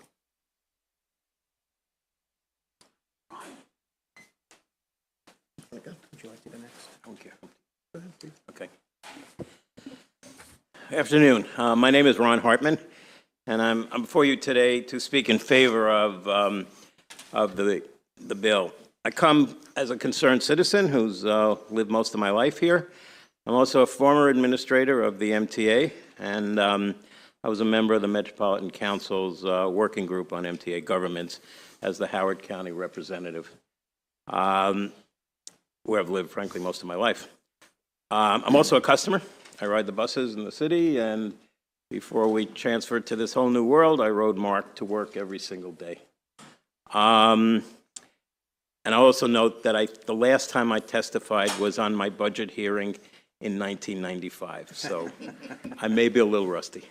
I want to speak in favor and just start by saying I really feel more optimistic about public transportation in our state than I have in a long time. We have a supportive governor and an appointment of a secretary who was one of my successors, who really understands the challenges and the demands of the MTA, and the most important thing, what it could be.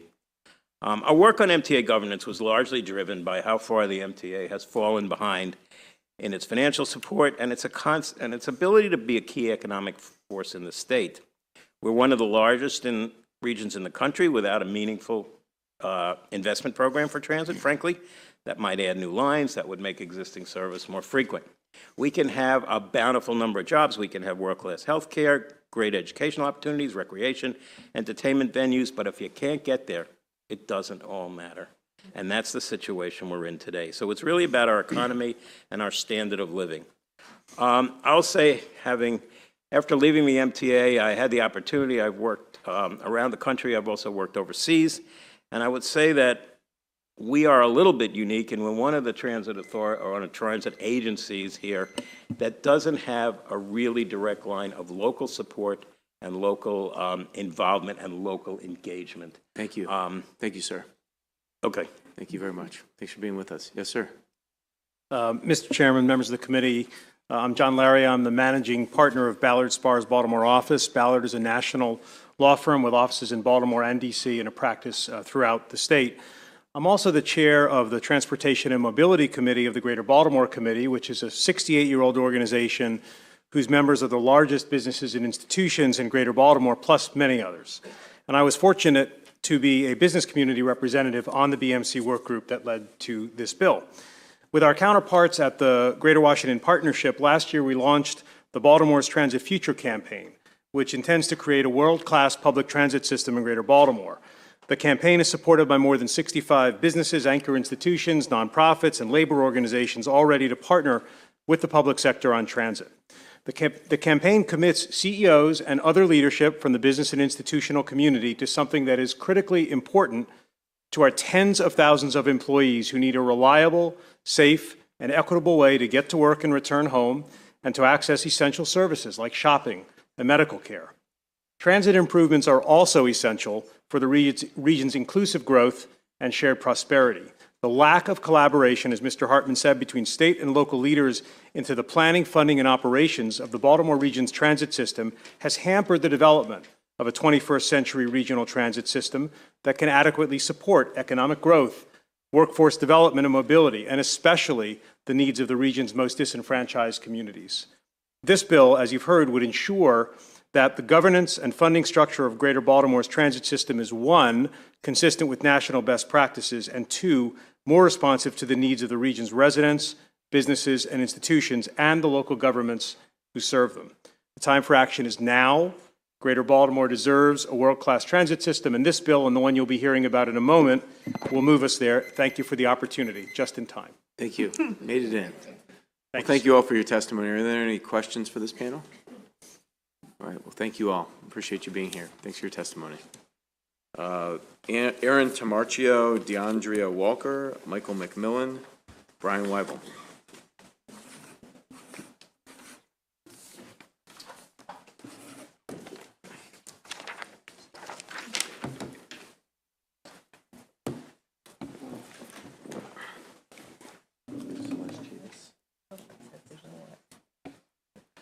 Okay, thank you, Mr. Chair. I'm in committee.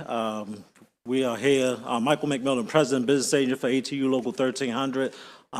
Been with the MTA Transit Agency and the Amalgamated Transit Union for over 28 years at this time. We are support with consideration for amendments of House Bill 491. ATU Local 1300 in Baltimore represents more than 2,600 transit workers at the Maryland Transit Administration.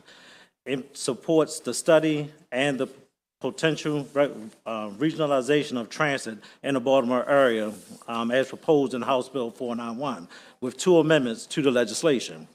ATU has participated in the Baltimore Regional Transit Governance and Funding Workforce work group throughout the past year.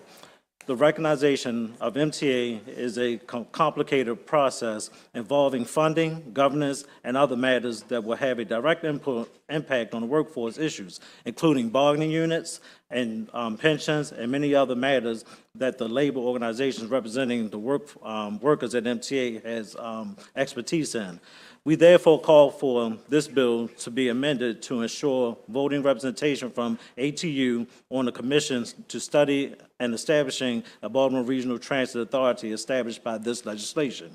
Amending Section 1B5I to read, one representative from Amalgamated Transit Union, Local 1300, is preferred, but one representative from the labor union representing the plurality of transit workers in the Baltimore metropolitan region is also suitable.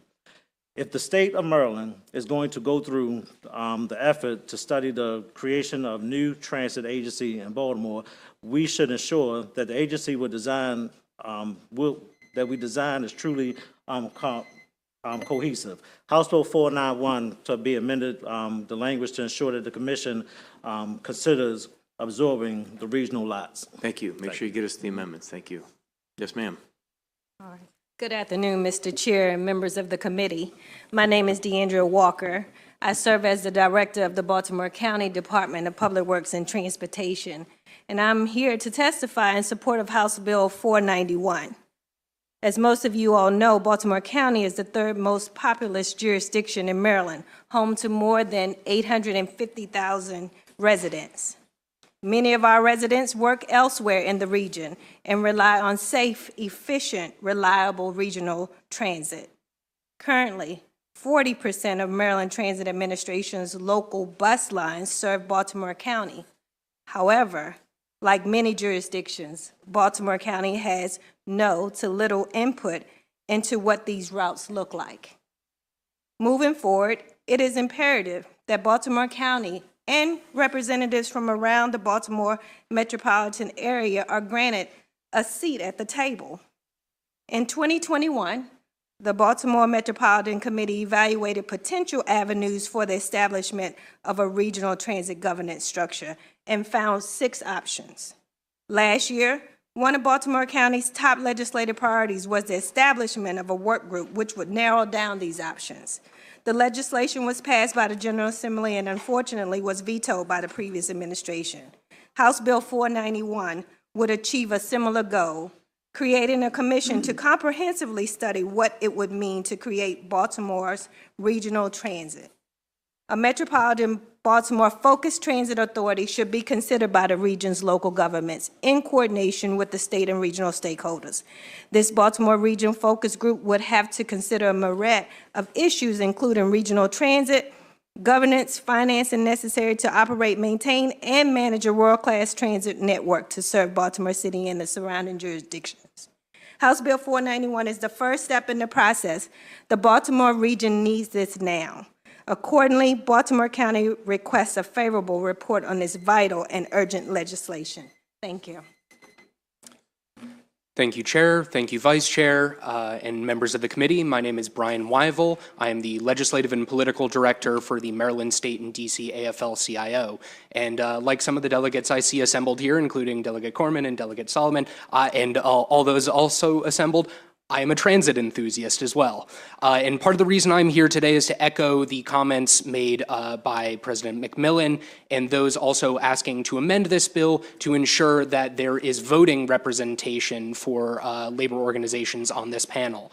And part of the reason that I would like to bring that forward is because there are a lot of unbelievably challenging issues dealing with the labor impact of a potential regional authority such as this. Bears repeating, but there are many federal protections in place for transit labor organizations and transit workers that it's important that labor representatives have a voting seat on this panel to be able to make sure that their interests are protected during this process. The pension obligation questions alone should be enough to make sure that everyone, really makes sure that these questions are resolved in a very serious way.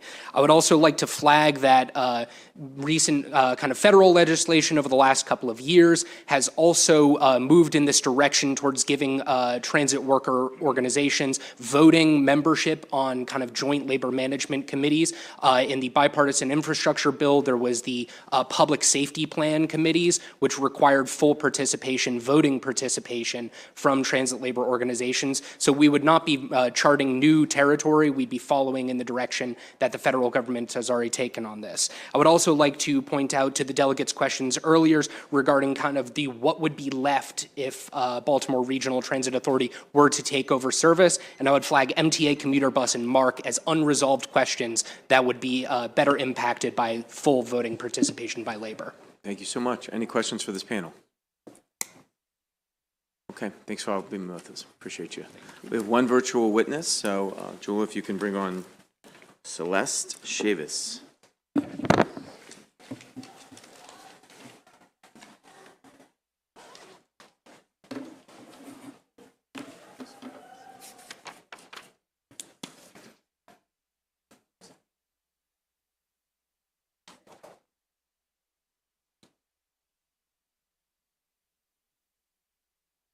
Hello, Celeste. Welcome. You have 2 minutes. Welcome to the Appropriations Committee. Thank you for having me. Good afternoon, members of the Appropriation Committee. I'm Dr. Celeste Chavis, Associate Professor in the Department of Transportation and Urban Infrastructure Studies at Morgan State University. In addition to serving on the BMC work group, I am also Vice Chair of the Board of the Central Maryland Transportation Alliance and co-chaired Mayor Brandon Scott's Transportation and Infrastructure Transition Team Committee, where one of our recommendations was to work with regional partners to create a regional transit authority. This bill is a critical step in making this recommendation a reality. Some may be asking, why do we need another study? Previous studies have answered why we need change in the governance and funding structure and what the best practices are, but not how we get there. As been stated, among the 35 largest transit agencies in the US, MTA is the only one that answers to a governor with no board. This has resulted in an inability to expand system capacity and the underfunding of maintenance needs for years. MTA's plans, project decisions, and budgets are all dependent on who the governor is and what his or her priorities are. That can change every 4 years. As we know, transformative transit does not occur in a time frame of 4 or even 8 years. In a city where 1/3 of residents do not have access to car, it is critical to get transit right. However, the establishment of an authority not only benefits our region's transit riders, but it benefits the citizens of Baltimore and the Baltimore region at large. HB 491 is an important step forward in reforming the way that this region's transit system is governed and financed. I respectfully encourage a favorable report. Thank you. Thank you, and thanks for being with us. Any questions? I don't see any. Thank Thanks very much for being with us. Have a great day. That concludes the bill hearing on House Bill 491. Committee, we're going to go a little back out of order. We'll call Delegate Corbin is with us. House Bill 452. To our friends on E&T, we will get right back to the transportation bill that you're here for. This only has a few witnesses, so I think we'll be able to move through it. And Delegate Lewis, you will be back on tap after that.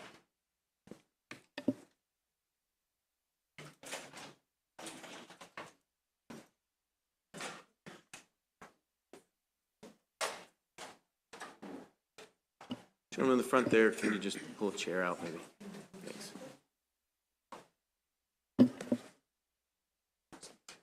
No, actually needed. So, gotcha.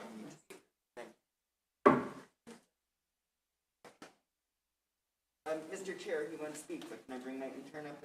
Thank you. Can I also come up too? Caroline?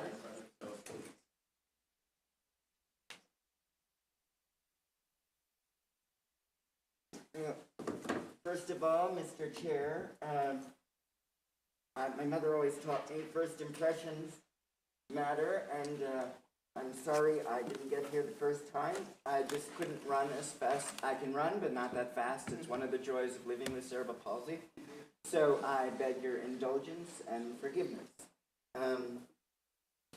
For the record, I'm Aaron Kaufman, a delegate from District 18.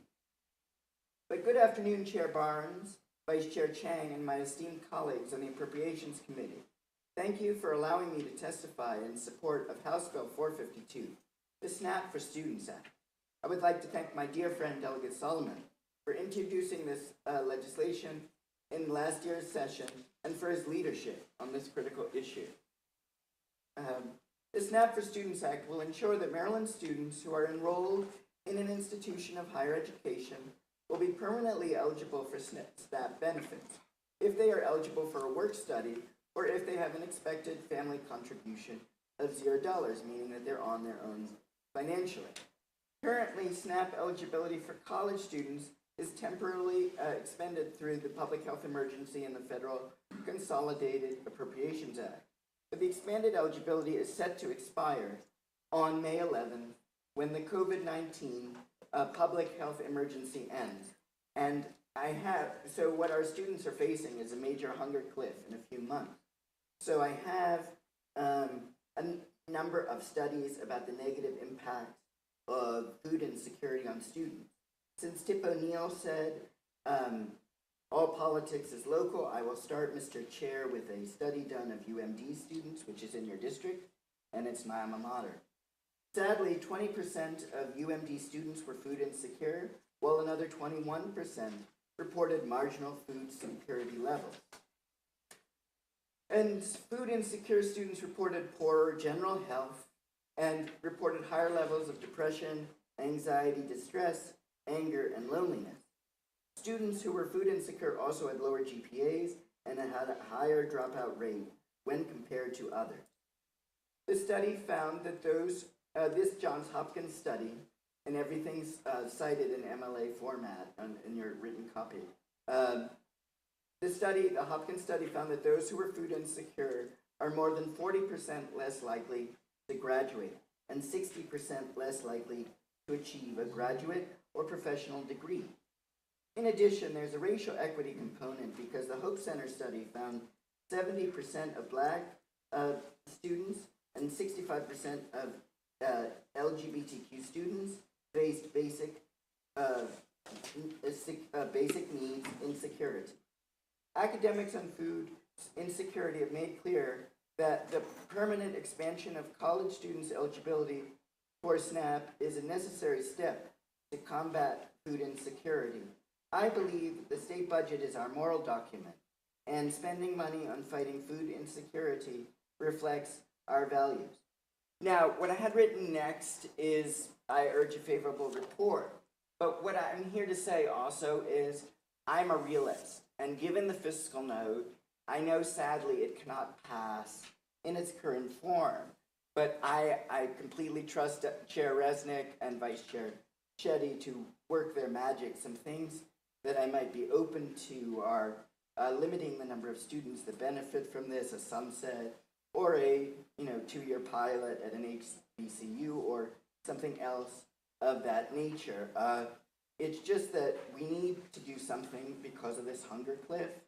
And so I think it would be tragic if we didn't do anything to help food insecure college students, given the academic and social emotional consequences. But I leave it in your capable hands, Mr. Chair, and Delegate Resnick's capable hands. Thank you so much, and I'll gladly take questions. It's a great testimony. Any questions for our bill sponsor? All right, and you have a panel here as well. Welcome. Thank you, Mr. Chair, Mr. Vice Chair, and members of the Appropriations Committee for the opportunity to offer testimony today. And thank you, Delegate Corbin, for introducing this again. My name is Caroline Thorne, and I serve as the Director of Government Affairs at the University of Maryland Student Government Association. And we respectfully request a favorable report of this bill in some form to help combat food insecurity in college students. As Delegate Kaufman mentioned, at University of Maryland, 20% of students are found to be food insecure, with that additional 21% of respondents being along kind of those marginal food insecurity levels. This is really an issue that plagues students across the state, not just at my institution, and we really encourage finding ways to combat this food insecurity. Food insecurity has negative impacts on student well-being and academic performance, and it increases anxieties, which do not necessarily lead to a good performance academically. In spring 2021, our Student Government Association allocated $300,740 to our campus pantry to expand their services to 30 hours a week. And according to our dining services, there have actually been 16,000 visits to the campus pantry since 2014, with more than half of those being made on or after March 2020. This really shows that food insecurity support services have to go further than that campus pantry. This legislation has that capability and provides essential support to students in need across our state. On behalf of the students at UMD, we kindly request a favorable report on this bill. Thank you. Mr. Chair, just 30 seconds, one thing I forgot is that there's an article here, Mr. Chair, about efforts on Capitol Hill to cut SNAP, and so Maryland could really be the counterexample.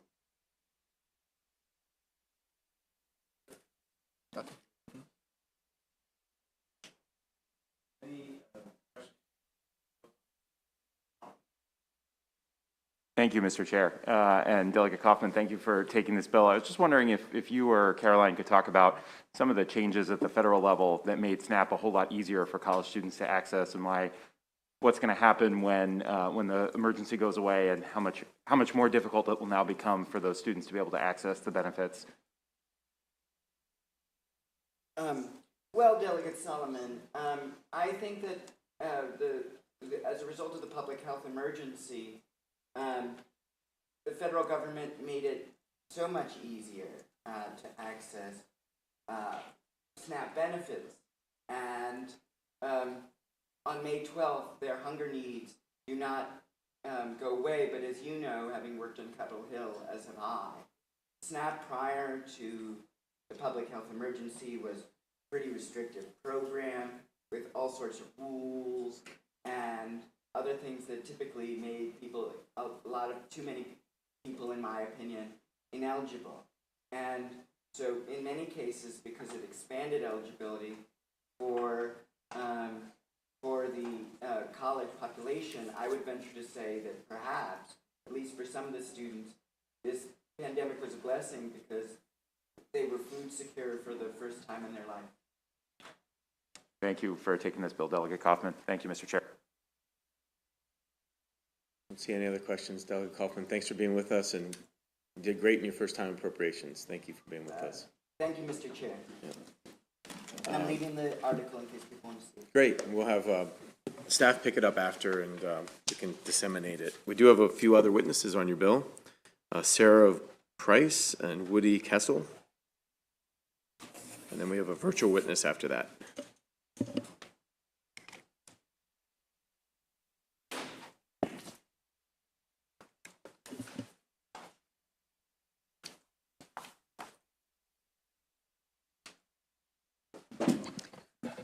Good afternoon, Mr. Chair, Mr. Vice Chair, and honorable members of the committee. My name is Sarah Price, and I'm here on behalf of the Maryland Retailers Association in support of this proposal. The COVID-19 pandemic revealed many shortcomings in federal and state policy, including restrictions on students' access to SNAP benefits. As was noted already, the federal government responded to this by expanding the list of exemptions to make it easier for students to qualify for SNAP. And again, that expansion is going to go away this spring if this body fails to pass legislation on the issue. I'll keep it brief at that. We would urge you to please pass this legislation to keep thousands of students who are using this benefit from falling off the hunger cliff. Thank you. Good afternoon, Chairman Barnes and Vice Chair Chang, and certainly members of the House Appropriations Committee. My name is Woody Kessel. I'm a pediatrician. I'm a professor of public health at the University of Maryland, and I had the pleasure of serving as an assistant surgeon general in the United States Public Health Service. I'm here today representing the Critical Issues Forum of 3 faith-based congregations in Montgomery County in support of House Bill 452. I want to add my thanks to Delegate Solomon and Delegate Corbin for recognizing this concern, this important issue of food insecurity that is often silent among our students. It's often invisible. It happens in our prestigious universities on our campuses. It's real, it's pervasive, and it's consequential. You know, as has been mentioned, the food insecurity threatens the academic success of our students, going to class hungry and struggling to meet meals and nutrition needs is critical to succeed in our higher education. You know, we're investing in these students in many ways, directly through the university, trying to help them get a better education, and we need to support all aspects of their needs to successfully complete their education. You know, I have students in class, maybe about 25 in some of my classes. About 5 of them come to class food insecure on average. You've heard about the 20% from others. My students are coping with a lot these days to learn to complete their education. The pandemic, racism, hate, war, gun violence. How can we not help them overcome food insecurity? Thank you. Thank you for the opportunity, so much. Mr. Chairman. Yes, sir. Thanks for being with us. Are there any questions for this panel? Thanks for being with us. Have a great day. We have one virtual witness on this bill, Caroline Hauser.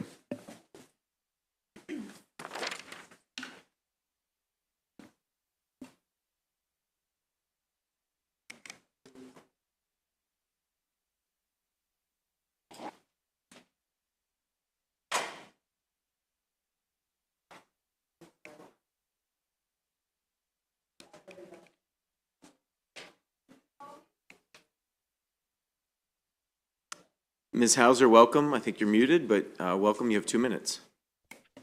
Thank you for allowing me the opportunity to speak today. My name is Caroline Hauser, and I'm a junior at the University of Maryland, College Park. In my 3 years of college, I have never had a dining plan.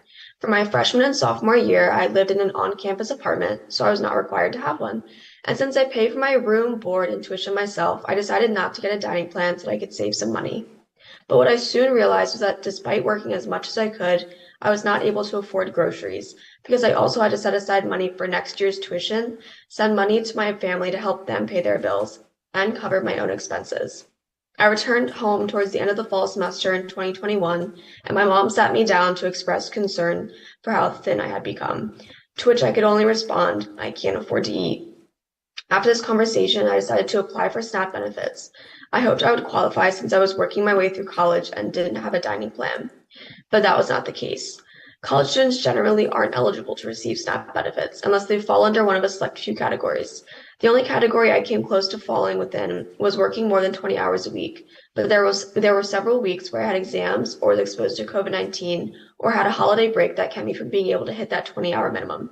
All of these instances were completely out of my control, yet kept me from being able to get the help I needed. I applied anyway because I figured it couldn't hurt and was approved for a one-time amount of $250. I then used that $250 plus items from my campus's food pantry to get me through the entire spring semester. I sustained myself using just $250 for 4 months. Never having enough food throughout my entire college experience has led to negative impacts on me physically, mentally, and emotionally. My academics have undoubtedly been affected by my inability to afford food. College students deserve better. We deserve to be able to eat. And it is for this reason I respectfully request a favorable report on HB 452. Thank you. Thank you, and thank you for sharing your story. We appreciate you being with us today. Any questions for Ms. Hauser? All right, thanks very much. Have a great day. That concludes the bill hearing on House Bill 452. We'll now go back to our transportation bills. Delegate Bridges, House Bill 794. And Delegate Lewis, you'll be right after that.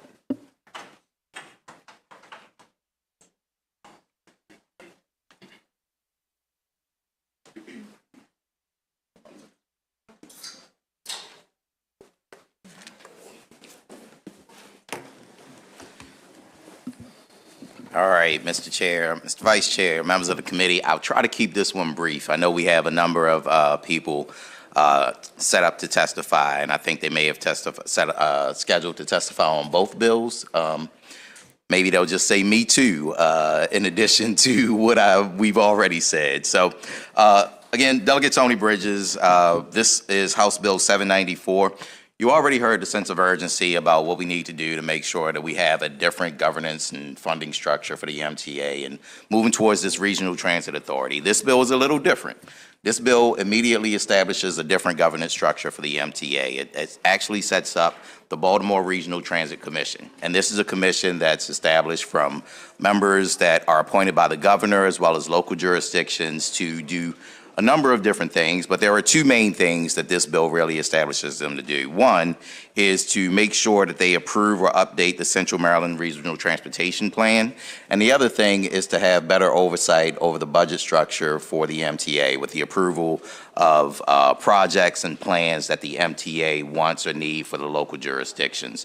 It also gives them the authority to actually be able to raise additional funds for those projects. And so with the establishment of this commission, it really sets up a structure that over the next 2 years will be in place. And, you know, should we get to the 2 years and there's this regional transit authority that based on the study that says we should move forward with, that's great. However, we need a structure in place right now to make sure that there's better communication between the local jurisdictions and the state of Maryland in terms of a regional transit commission. And so this is really the marriage of two things. One, the local jurisdictions who have real oversight of the land and the state of Maryland with the MTA, who has the oversight of transportation. How do you make sure that you make a marriage between those two and have better land use decisions being made around projects that need to happen, whether you're talking about transit-oriented development or making sure that projects that need to happen between regional jurisdictions are able to move forward. The one thing that I will say is I have been in conversation with the secretary about this bill in particular, and there are some amendments that are going to be forthcoming around the oversight of this commission that I think the commission, the members of the work group and the secretary will both agree on when it comes to the budget. And so with that, I'd be more than happy to take any questions about what this commission structure looks like or does, but I'd like to turn it over to first Mr. Kelly from the BMC to talk a little bit more about the details of the bill, and then Ms. Walker from Baltimore County Department of Transportation. Thank you, Delegate. And again, for the record, Mike Kelly, I'm the Executive Director at BMC. As the Delegate said, this is really an initial step to create an independent body overseeing part of MTA. A couple of caveats that I think are important to note. MTA is going to remain a state agency under this model. For that reason, our work group and the legislation make sure that the governor has a majority of the appointees on this commission. The second piece is that the powers really are limited. It is not oversight over all of MTA. It's focused on Baltimore's core service area. This would not involve the Purple Line or MARC service outside of the Baltimore region. It's really just focused on Baltimore's core service transit. And the powers are limited to allow, at the very least, comment on the annual budget request to ensure that there is a public discussion about what MTA's budget should be, and the approval and update of the Central Maryland Regional Transit Plan, which was created by the legislature in 2016 and is due for an update every 5 years. This would bring local governments to the table, making sure that all parties agree with what that plan should look like. And as we're at the cusp of beginning planning for the next major transit project in the region, it's incredibly important to have local government at the table with the state from the very beginning. Good afternoon, Mr. Chair and members. Again, I'm Deandra Walker. I'm the Director for Baltimore County Public Works and Transportation Department, and I'm here to testify in support of Bill 794. Baltimore County actually sees HB 794 as a complementary bill to HB 491. HB 794 would establish a Baltimore Regional Transit Commission staffed by the existing Baltimore Metropolitan Committee to review and provide feedback on state transit planning and engage transit stakeholders and residents who rely on existing transit services. As mentioned earlier, the jurisdictions don't get to have much input into this process. This allows us that opportunity.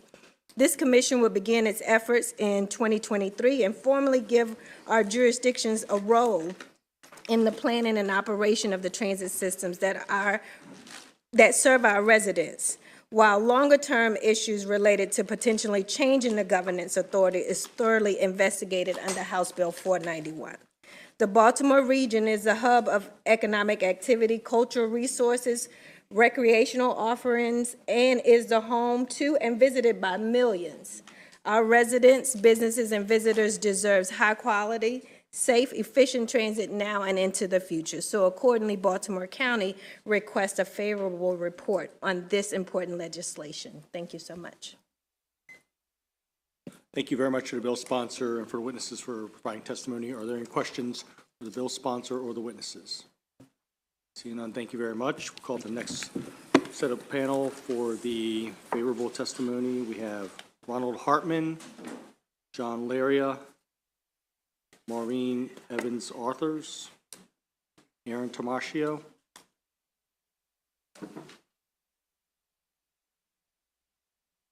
Any of those? It's a bit lonely. Okay, please proceed.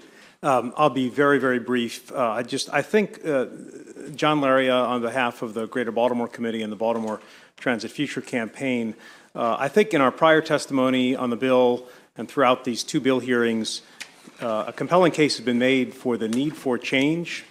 I think an equally compelling case has been made to explore in a very serious way the authority. But that is going to take a bit of time, as has been discussed, and it will end up where it ends up. Nonetheless, there are immediate needs, especially the need to have local input into the MTA's budgeting and the need for more public involvement and the need for a more open process. So this bill, which would take effect sooner, would provide that. So I also think of this bill as an important step to be taken right now, and the other bill to be an important step to be taken right now for an authority that may be created by the legislature and the governor in the future. So I just wanted to provide a little bit of context because it is easy to sort of try and sort out what the two bills do. So thank you for your time, Mr. Chair, members of the committee. Appreciate it. Thank you very much, Mr. Laria. Are there any questions from members of the committee for Mr. Laria? Next, we'll have the favorable with amendments panel. We have Michael McMillan and also Brian Wivel.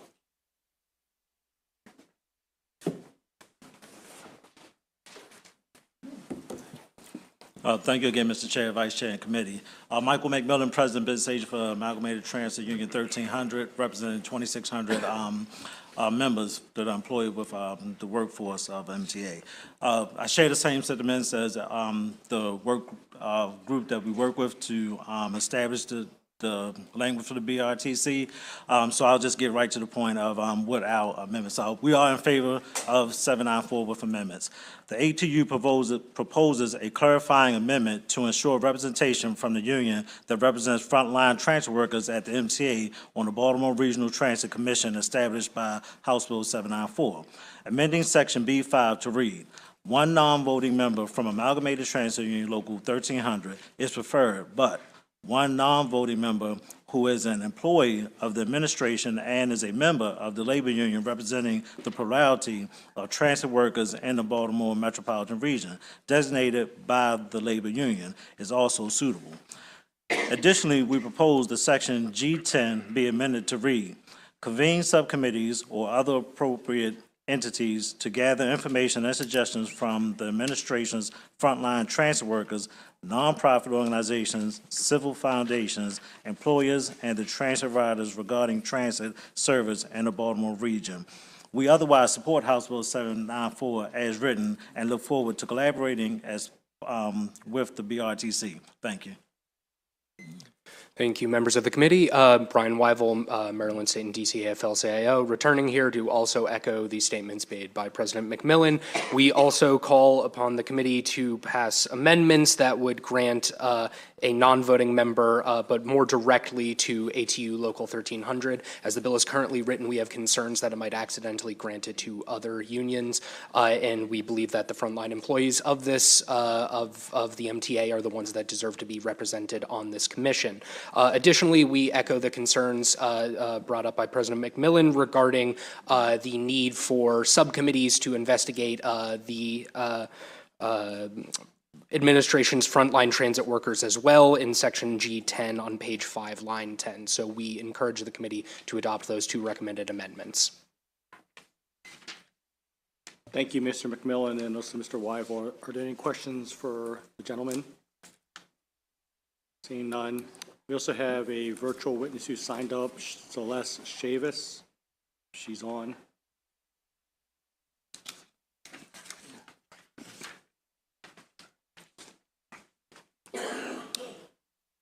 Hi, Dr. Chavis, you're back on again.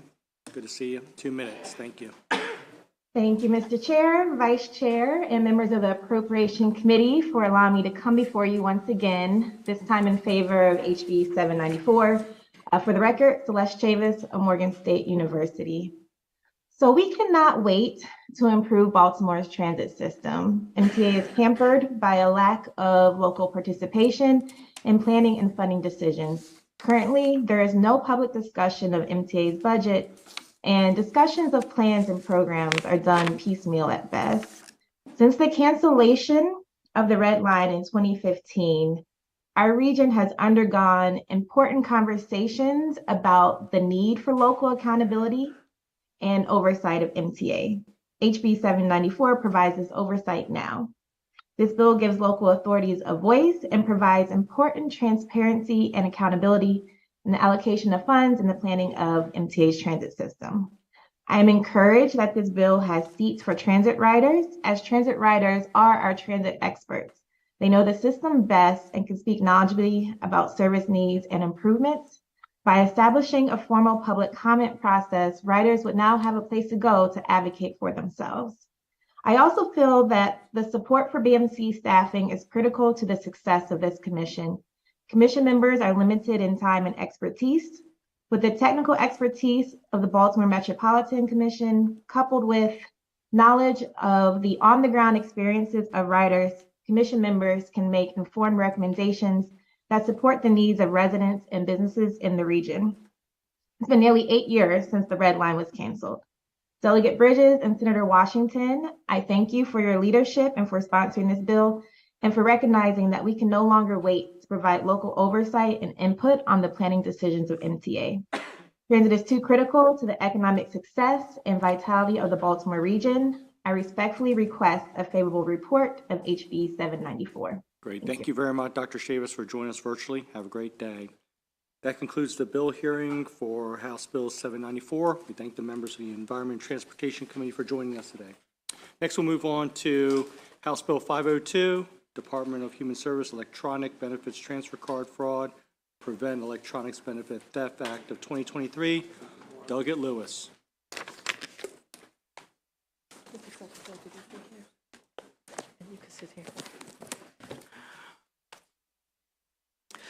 Thank you, Mr. Chair. Thank you, esteemed members of the Appropriations Committee.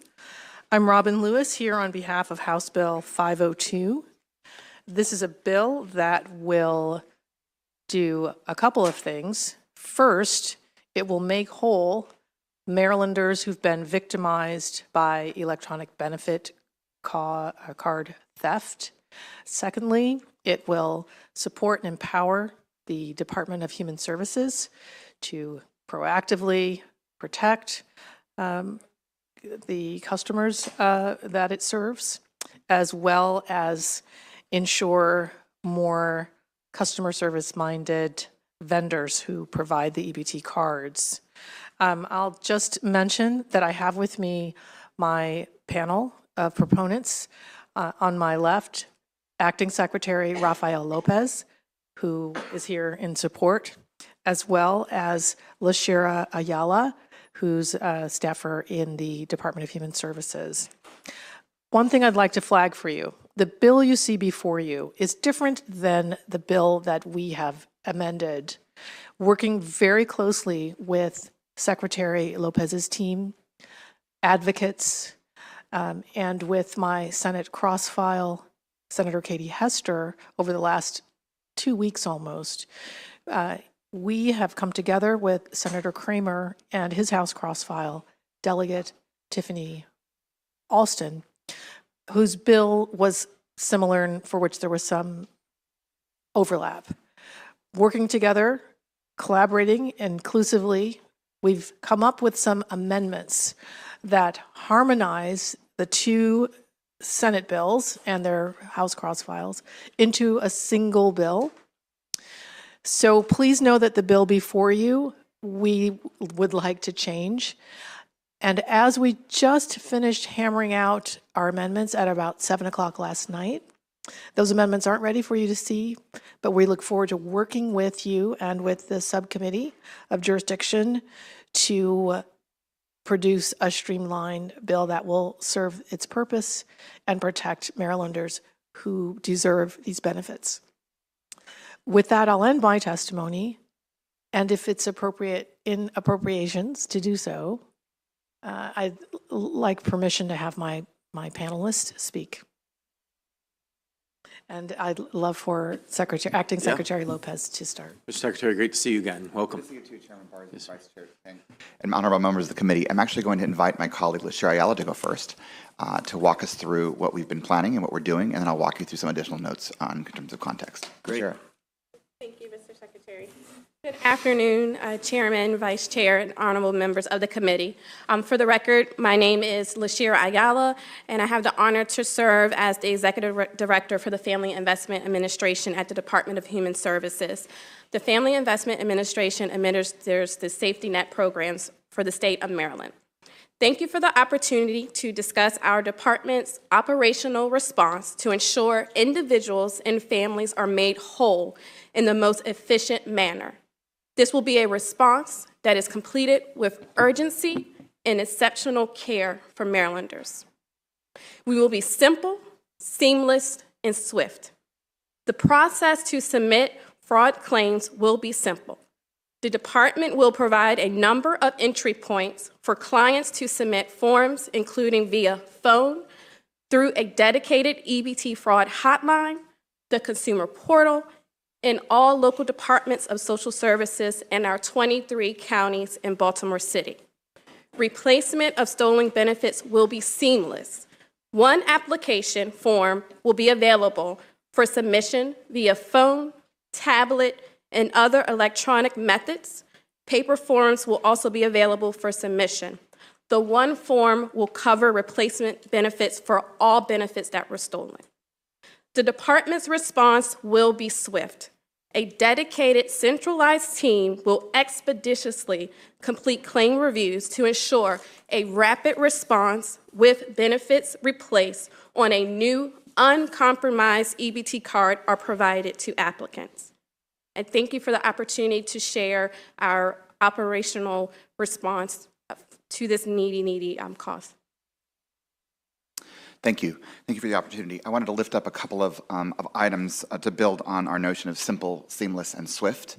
It is an egregious act when someone robs or steals from the people who need help the most. And we believe that the way in which Maryland will respond will not just simply set the tone for this state, but for the country. And I'm pleased to report that just after the federal government provided guidelines to all of the states, that Maryland was the first state in the nation to respond in crafting our operations plan. We have sat down with Delegate Lewis, Senator Hester, Delegate Pena-Melnick, Delegate Alston, Senator Kramer, and four organizations, the Maryland Hunger Solutions, the Homeless Persons Representation Project, and Public Justice Center, to model what it's like to work across sectors to craft our response to the federal government. Fortunately, the law that was passed in December of last year will allow, for the first time, the replacement of stolen benefits. And as LaShara has pointed out, we will not make this a hard process for the people who are the victims of theft. We will actually seamlessly incorporate this, and we are working across the legislature to ensure we're also partnering with the governor's office to craft a statewide response in a way that the department and the state has never seen. I will say in advance that that means changing practices, not only at the Department of Human Services in terms of our customer center call line, but the way in which LaShara has talked about the seamless way in which we're going to have a team tag approach, making sure that we are responsive and listening to the people who have survived this theft. Just last night, as part of that coalition, I introduced the concept that we're going to try to scale, which is that many of the people who often reach out to our department to complain about our service are those that I'm listening to very intently. We are following up proactively and asking them how we can improve our customer service to make sure that they get the help they need when they need it. We will be incorporating their voice proactively as subject matter experts with lived experience and making sure that the way in which we communicate via social media, the way in which we communicate via our letters, the way in which we engage people to our table is responsive and really actually handles the needs that they have. So with that said, again, we are thrilled to partner with all of you on this effort. We will need all of your tentacular networks to get the word out when this is pulled together. We are in the last few weeks of not only making sure that these various pieces of legislation are seamless amongst themselves, but that we can actually come up with a robust communications plan so that we can have it in your email and and within your offices. I will point out one final thing, which is certainly something that I imagine is on your minds, which is how do we prevent this from happening again in the future? This is the card that we're talking about. It is a card that is not robust in the way all the cards in your wallets or your purses are, which is that it's chipped, the ones you have. The ones that we provide across this country for the people who need the help don't have chips. So we are going to actively advocate on behalf of the state of Maryland to make sure all the partners who receive millions of dollars from us to actually provide these services, that they step up their leadership, and that we provide the best kind of cutting-edge technology to make sure our people don't have to suffer having their benefits stolen yet again. With that said, we're happy to take any questions. Questions for Delegate Resnick. Thank you, Mr. Chair, and thank you, Mr. Secretary, Delegate Lewis, for bringing this legislation. Very critical. I want to thank your department for jumping on this issue with the immediacy that it deserves. I understand that amendments are coming and that you all have been working together. You mentioned that federal legislation that has passed will provide for the reimbursement or the recouping of lost funds. The fiscal note in front of us, obviously I understand it's going to change, says that we're going to be outputting significant dollars without an estimate at all. So can you explain a little bit about where you see that money coming from to recoup the lost funds and whether or not the state is going to be on the hook for any of it? Absolutely. Would you like to go first? No, I would like you to do that. Sure, Thank sure. So I'll give you the estimates that we have been using, the data we've been using so far, and I want to be thoughtful about not getting ahead of either the legislature or the governor as you have to deliberate these significant fiscal and policy decisions. So number one, it is estimated that if we go back through last year through 2022 and project some theft in the next coming months, that it's approximately about a $10 million federal reimbursement. So this is part of our federal plan that we submitted. And then we are estimating that for the state of Maryland, it's approximately $3.5 million or so. We are being very thoughtful about trying to get as much data as possible, Delegate Resnick, about how we can make both good judgments about what was stolen and what was reported as distinct from all the people that might have been victims of theft. As you can imagine, some people are scared to report or scared to call the police. So we're trying to be really thoughtful using both existing data, call center statistics, and diving into the record to see who else might have claimed that they had their benefits stolen, and trying to course correct that way. So what the amendments to the existing piece of legislation before you will contain is going to be our best estimates based on the best data we have available to us. And just to, if I may underscore, Mr. Chair, is it okay in this committee to speak again? Just to underscore the Secretary's statement, federal funds will cover reimbursements from the period of October 2022 to January, through 2025. Mm-hmm. That's important, and we're grateful for that federal support. But there's a period before that when EBT theft was happening that the feds won't help us with. And one of the components in our amendments will include the establishment of a state restitution fund in which we would very much like to cover EBT theft restoration from the period January 22 until October 22. We think, based on the data that that the department had available, it wouldn't be terribly onerous, and I think, as the Secretary mentioned, about $10 million. So, and the last thing I'll mention is that if we set up our electronic card systems well, the risk of theft will go down, and we're not looking at an interminable need for restoration funds. We get this right, theft will end, and we can worry about something else.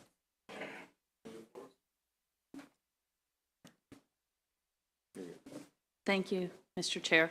And thank you, Delegate Lewis, for bringing this bill, Secretary Lopez for joining us today, and thank you, Ms. Ayala, for the work you do and the compassion you showed to our constituents.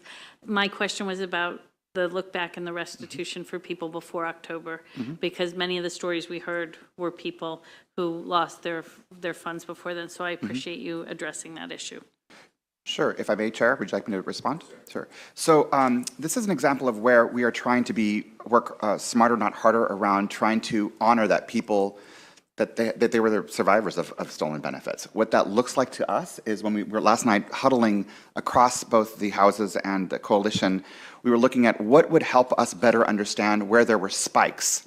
And so literally we were looking at graphs around where there were patterns. So if you are a mom in the state of Maryland and we see that your card is being charged in Montana, that's a nice sign that you're not living in Montana. So why would we then make it more onerous for you as the mom to actually prove to us yet again while we have that back-end data? So we're trying to use data to work smarter, not harder. That's one way to look at this. Number two, looking and observing the patterns that have been established. We actually can track with not 100% certainty, but with greater certainty when the patterns of theft began and when they spiked. The largest spike that we saw across the country, because Maryland is not alone in this, it happened across the country, was the fall of last year.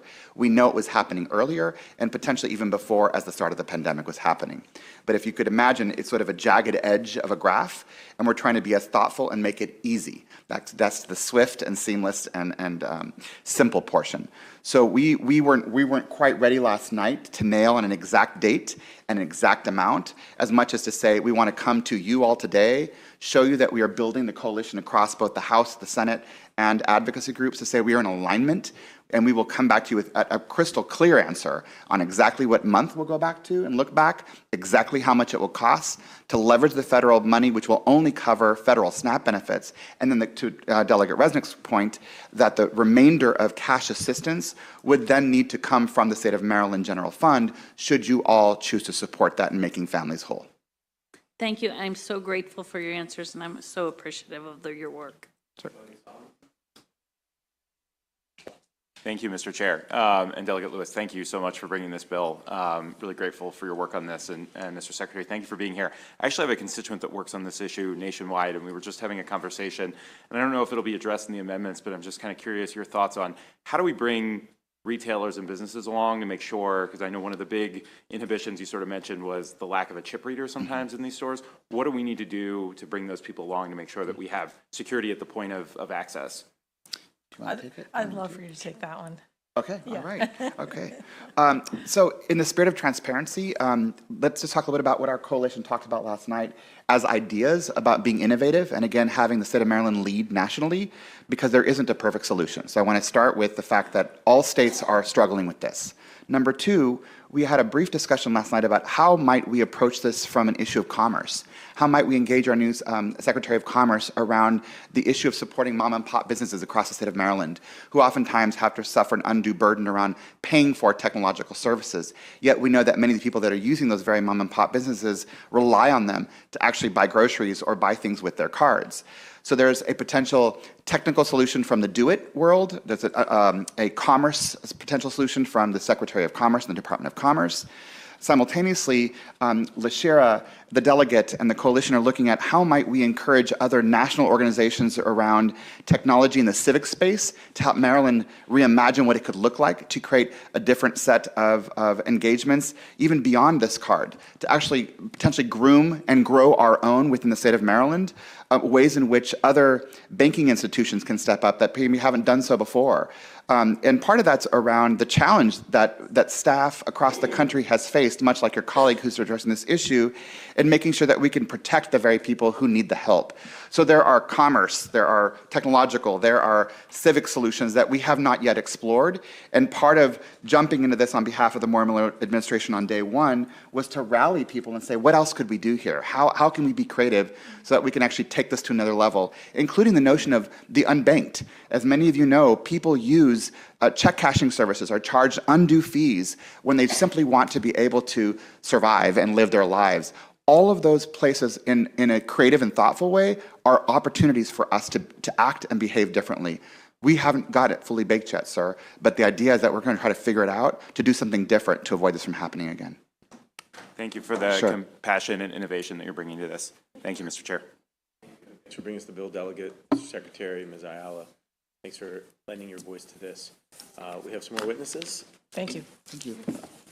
Delegate Solomon, the retailers are here. Sarah Price. Thank you so much. So you have a chance, second bite of the apple there. And Carrie Schumitz, Michelle Madeo, Ashley Black.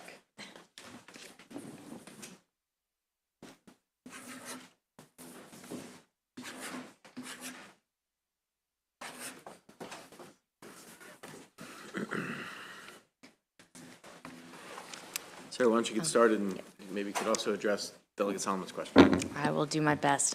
Good afternoon, Mr. Chair, Mr. Vice Chair, honorable members of the committee. I remain Sarah Price on behalf of the Maryland Retailers Association. We are in support of this bill, at least in the version that we've seen it so far, which would establish a framework for the state to address fraud and theft of benefits and to reimburse customers on their stolen benefit funds. We have been aware of increasing theft of SNAP funds since last summer. Many of our members were reporting decreased SNAP spending, while the department was saying, no, the disbursements are still going out as scheduled, everything, the money is hitting the cards. There's some disconnect then between the shoppers and the stores.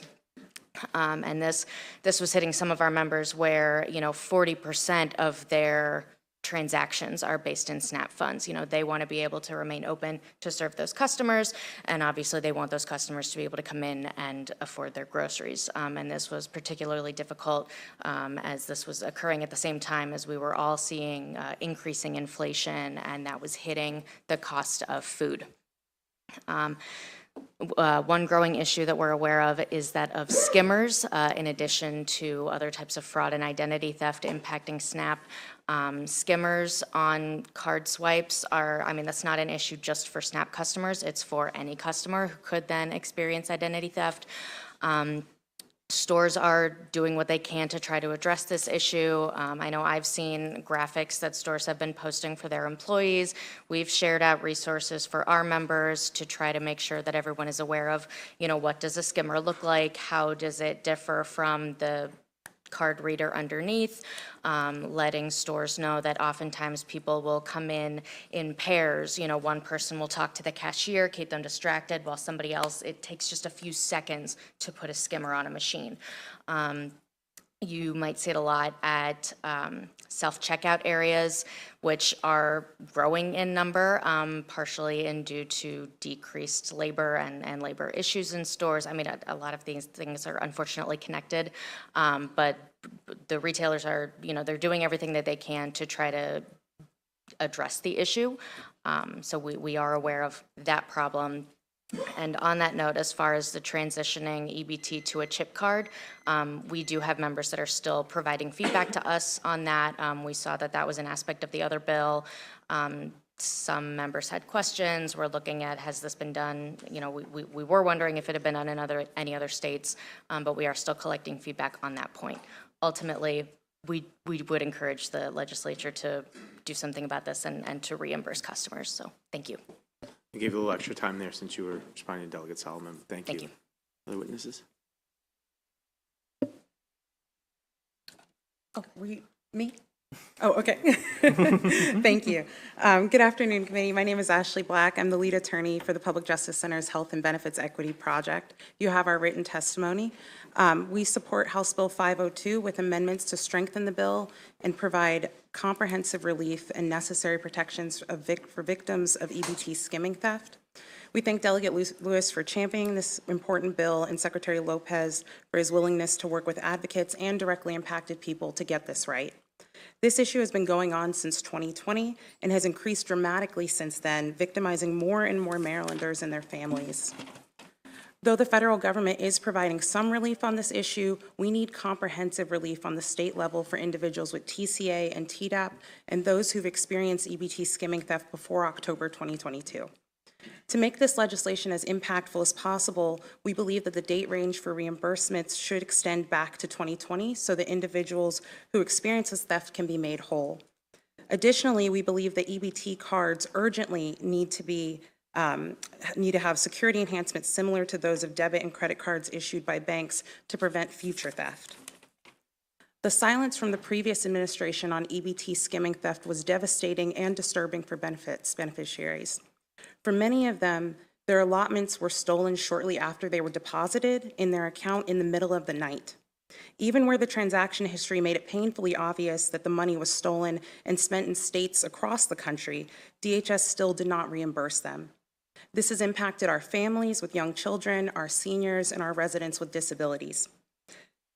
This message that our state sent under the previous administration was that these individuals' hunger, their ability to pay rent and utilities, and financial stability did not matter. The message that we want the state of Maryland to send under the new administration is one of empathy, equity, and restitution. Thank you for your time, and we urge a favorable report with amendments to bring justice to these families. Good afternoon, Chair Barnes, Vice Chair Chang, and members of the House Appropriations Committee. My name is J.D. Robinson, and I'm the Program Associate for SNAP at Maryland Hunger Solutions. For over 10 years, we have assisted anyone in Maryland seeking food assistance with applying for SNAP and maintaining those benefits. It is through this work that we hear firsthand about how devastating the unexpected loss of benefits can be, and due to theft for all these families. This legislation, with amendments, will put us on a path to ensure that these events can never happen again. Recently, at an outreach event in Bowley Gardens and out an older adult residence in Baltimore City, I fielded questions from a group of folks regarding SNAP. Dispelling misinformation and answering questions is common at these events. However, one comment gave me considerable pause. A woman raised her hand and mentioned that she had heard stories on the news and in the community about benefits being stolen and nothing being done about it. And with this in mind, she didn't see the point in applying. The theft and lack of reimbursement has not only affected families who have been harmed by it, but is actively discouraging others from participating in these proven programs that fight food insecurity. Last year, food prices at the grocery store rose nearly 12%. The U.S. Department of Agriculture is expecting an additional 8% increase over the course of this year. And all SNAP households will see a decrease in their monthly benefits starting in March due to the loss of a pandemic-era waiver. Those who have experienced this theft have and continue to face these challenges as they wait and wait for an answer. Now is the time to make things right and to make these families whole. I want to thank the Department of Human Services and Delegate Lewis for their dedicated commitment to work on this issue for the people of Maryland. Thank you for consideration. Maryland Hunger Solutions urges a favorable report on House Bill 502.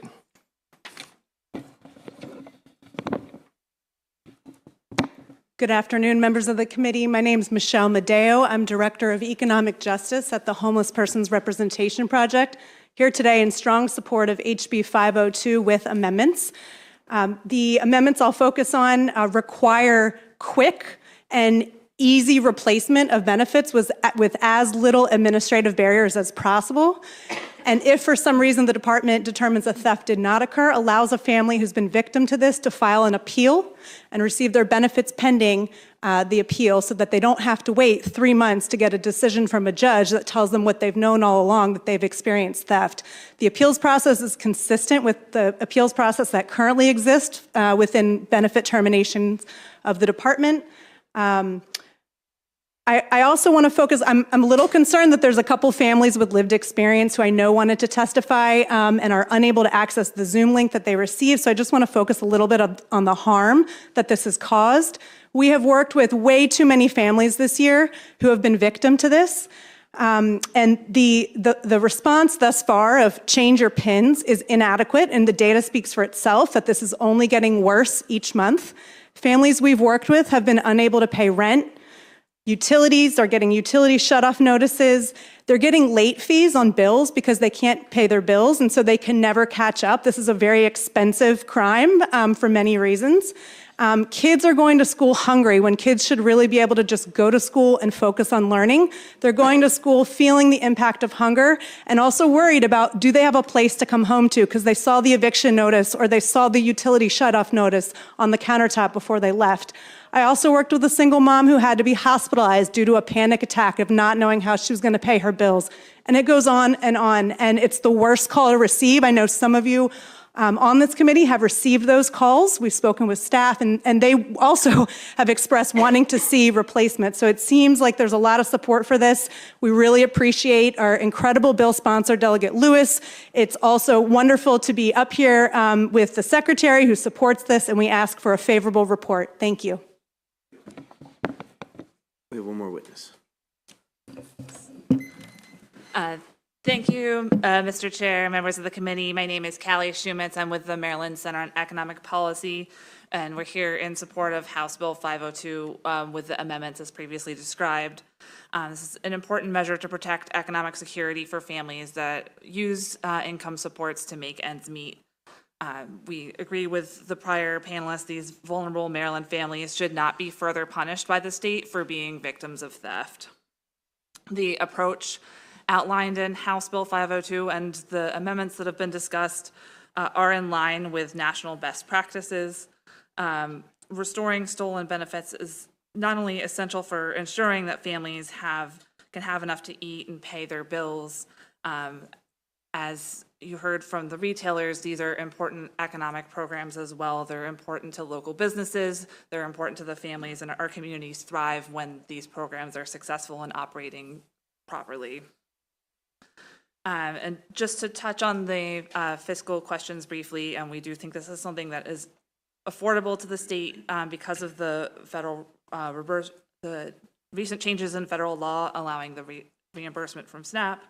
In addition, I don't think this was mentioned earlier, there is broad flexibility under the TANF block grant, which permits the use of these funds for people who have had their TCA benefits stolen.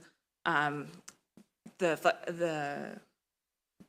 TANF block grant funds can be used to restore those. DC did this, and we currently have a significant TANF balance available that could cover the cost of restitution for TCA benefits that were stolen. And I was mentioned briefly, I'm also the co-chair of Marylanders Against Poverty Coalition, which submitted written testimony in support of this legislation as well. So I'd ask for a favorable report on House Bill 502. Thank you. Mr. Chair, just briefly, it's my understanding, and this is called bad memory, but I believe the legislature did pass a bill that using a what do they call them, a scammer? Or Scammer. Yeah, that it's against the law. Is that correct, just to have a possession of one? I don't know off the top of my head. It should be, if it's It- not. Well, I think it was in the theft statute, okay? All right. And I'll have to double check that because it's been a while.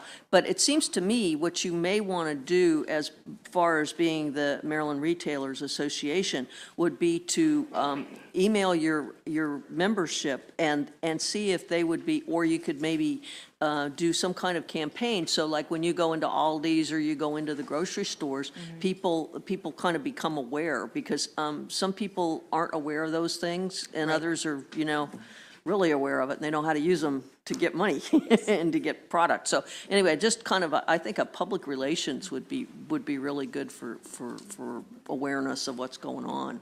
And that I guess people can manipulate if they're using the self checkouts too. I don't do it. I like the clerks. Thank you. Thank you. Any other questions for this panel? All right, thanks for the work you all do. Thanks for being with us today. That concludes the bill hearing on House Bill, way up on the list, I guess that was 502. We'll now move to House Bill 313. This is a quirky situation this was Delegate Washington's bill, who's now Senator Washington, but I do believe we have staff here. Sam's here. He's going to present for us. Thank you so much, Mr. Chair, members of the committee. My name is Sam Jackson, for the record, here on behalf of former Delegate Alonzo Washington. You're one of those weird situations where we had a bill that we dropped while he was still in the House, now he's in the Senate. So appreciate you allowing me to be here today. This bill is on school stadium construction. Here in the state of Maryland, we have a long, storied history of athletes graduating from our public high schools and going on to do great things at the college and professional levels. Don't need to rattle off a list of folks that have played in Super Bowls, NBA Finals and whatnot. But clearly, we have a long history. Right now, there are many high schools here in our state who have not had significant athletic stadium renovations in well over a decade. This really limits opportunities for our students and does not help us achieve the stated goal of the Blueprint for Maryland's Future, which is to truly provide a well-rounded, world-class educational experience for every student. To help with this longstanding problem, we're proposing House Bill 313, which creates a public school stadium construction fund at $50 million beginning in fiscal year 2025. Our research shows that each stadium across the state costs anywhere between $1 and $5 million to construct. So this will really go a long way towards addressing the needs of schools that have been neglected in this specific regard for a long time. Under the bill, the IAC will be responsible for adopting regulations for administering the fund. We're just here to try to do as much as we can to support our great student athletes here in the state of Maryland and also the surrounding community. I think we may also have some folks from our district here to speak on the bill. I'm not sure if they're still on Zoom. But if not, I'm here to respectfully request a favorable committee report on House Bill 313. We've got a couple of folks on Zoom. Any questions for the bill sponsor's designee? Delegate Edelson. Thank you, Mr. Chair. Just a quick question. Is the intent of this bill to provide a fund for synthetic turf field construction? So I heard this morning, I got a call from some folks with concerns about that legislation. The intent is to provide world-class facilities for our student athletes. Not speaking towards turf versus natural grass, but that's something that we can follow up with and talk to the committee about if we need to have some language to address that specific issue. Okay, yeah, I would love that. Great. Thank you. Thank you, Mr. Chair. Okay, thank you. See any other questions? Thanks for being with us. Tell the senator hello. We have William Sama from Parkdale High School with us online.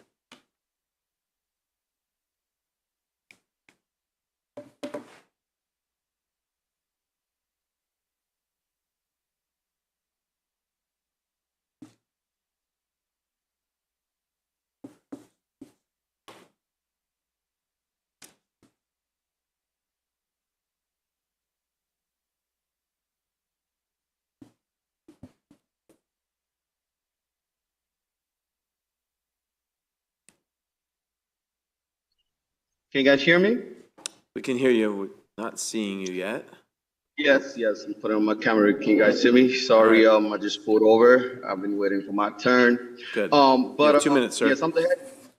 Yes. Welcome. Yes, I'm the head coach. Yeah, thank you. Thank you guys so much. the head coach for Parkdale High School soccer team.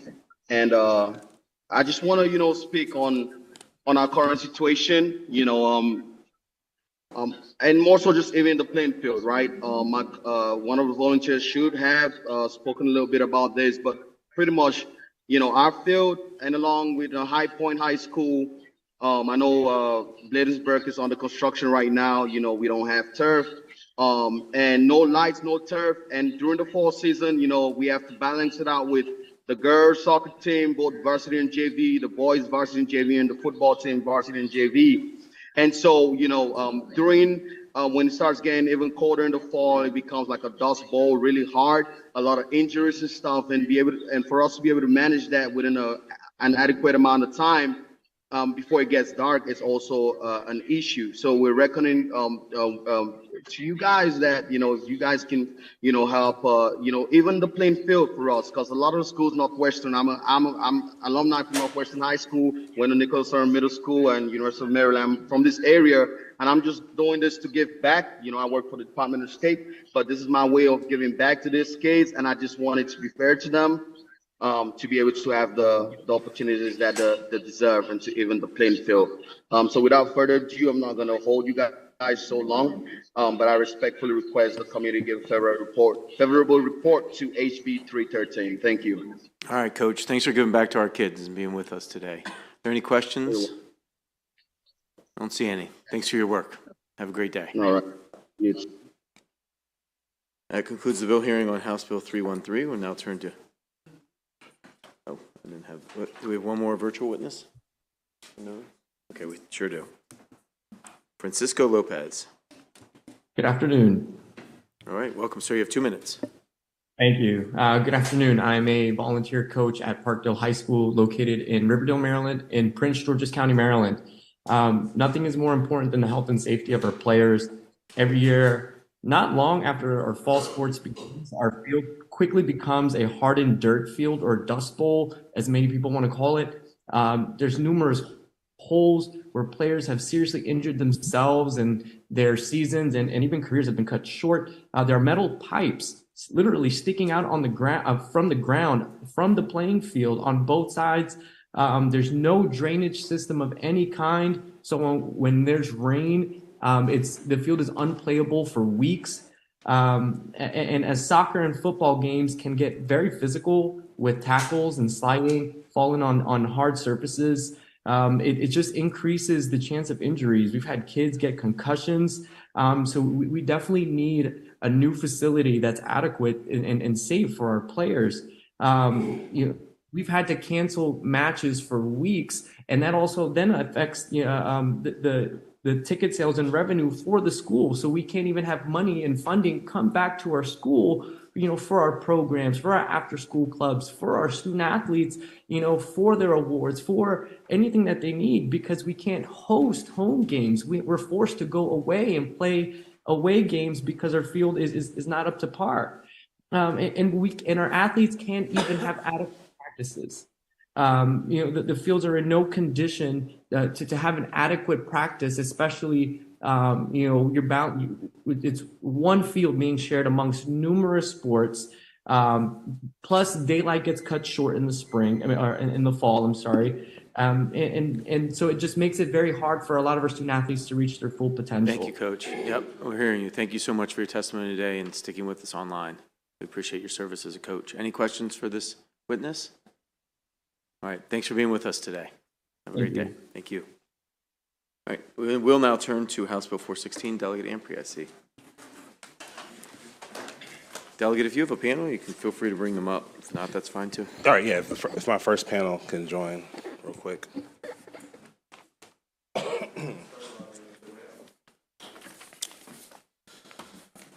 Thank you, Chair Barnes and members of the Appropriations Committee. Thank you for your time today. For the record, Delegate Marlon Ampry here in support of House Bill 416, Resources and Education for All Prisoners, the REAP Act. I'll just start off before we get into the details. This bill is more than policy. This is personal for me. I'm the only man in my house who hasn't been to prison. I remember during my childhood, I had to visit my father and my brother in prison at the same time.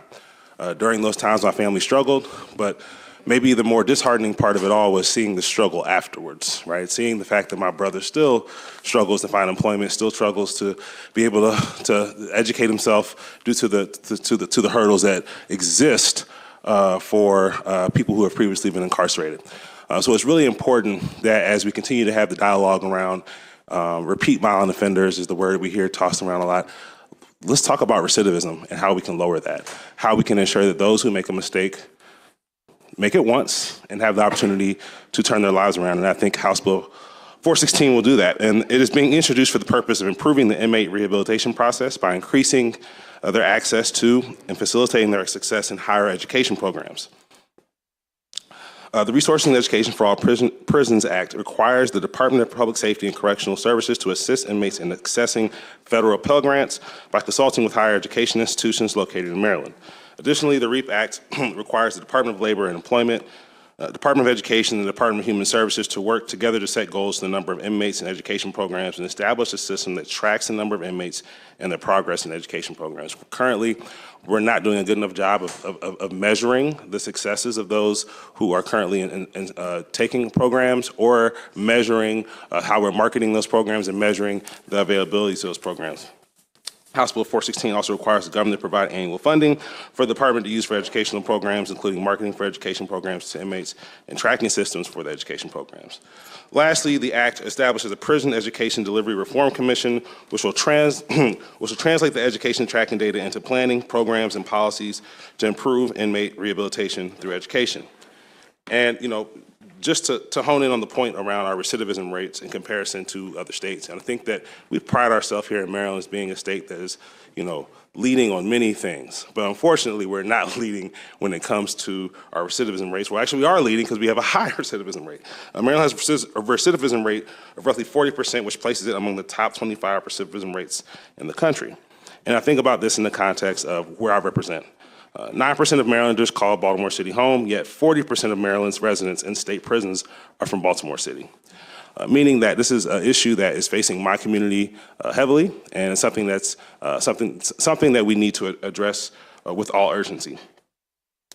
And I think that the last thing I'll comment on is we have a fiscal note here. And I think one thing the fiscal note does not take into account is that when we make the proper investments in those who are incarcerated, we're going to see a return.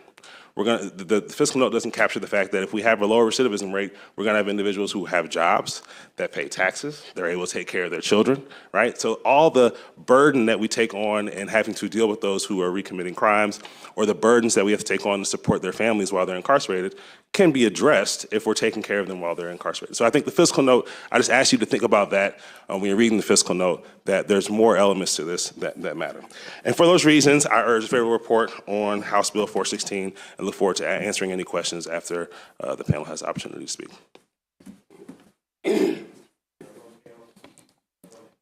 Okay, I will go first, and I will try to be really quick. Those minutes go fast. My name is Monica Cooper. I am the Executive Director of the Maryland Justice Project. We work with women and girls, both incarcerated and formerly incarcerated. Earlier, we heard about the Service Year Option Program, which is a really, really great idea, but I'd like for the committee members to keep in mind that many of those children's parents are incarcerated. I'm here to ask for a favorable vote on HB 416. I am a testament of good, solid, foundational programming.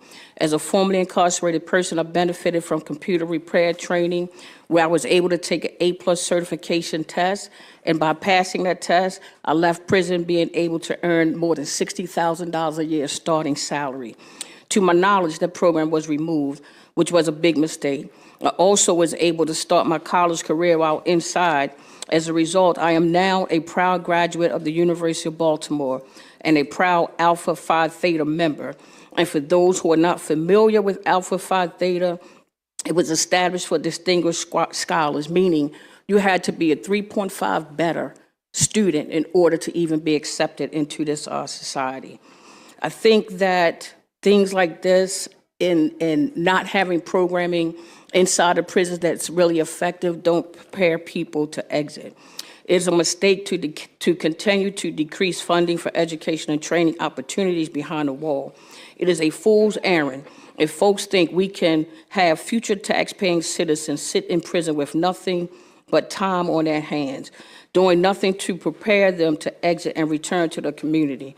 I thank God that I am continuously moving into a higher tax bracket. But as I have mentioned many times before, my daggone taxes are too high.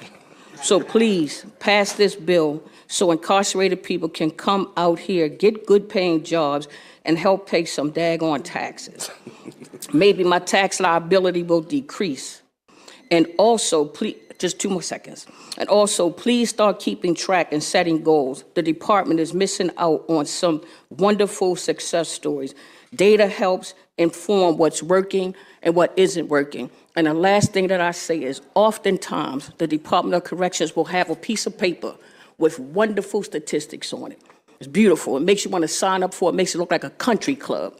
When they say, well, hey, what are you offering? And say, oh, we offer parenting. We offer this, we offer that. As a formerly incarcerated person who did more than 10 years, it's not true. Thank you. So they need to be held to account. Data, and make them provide what they're doing.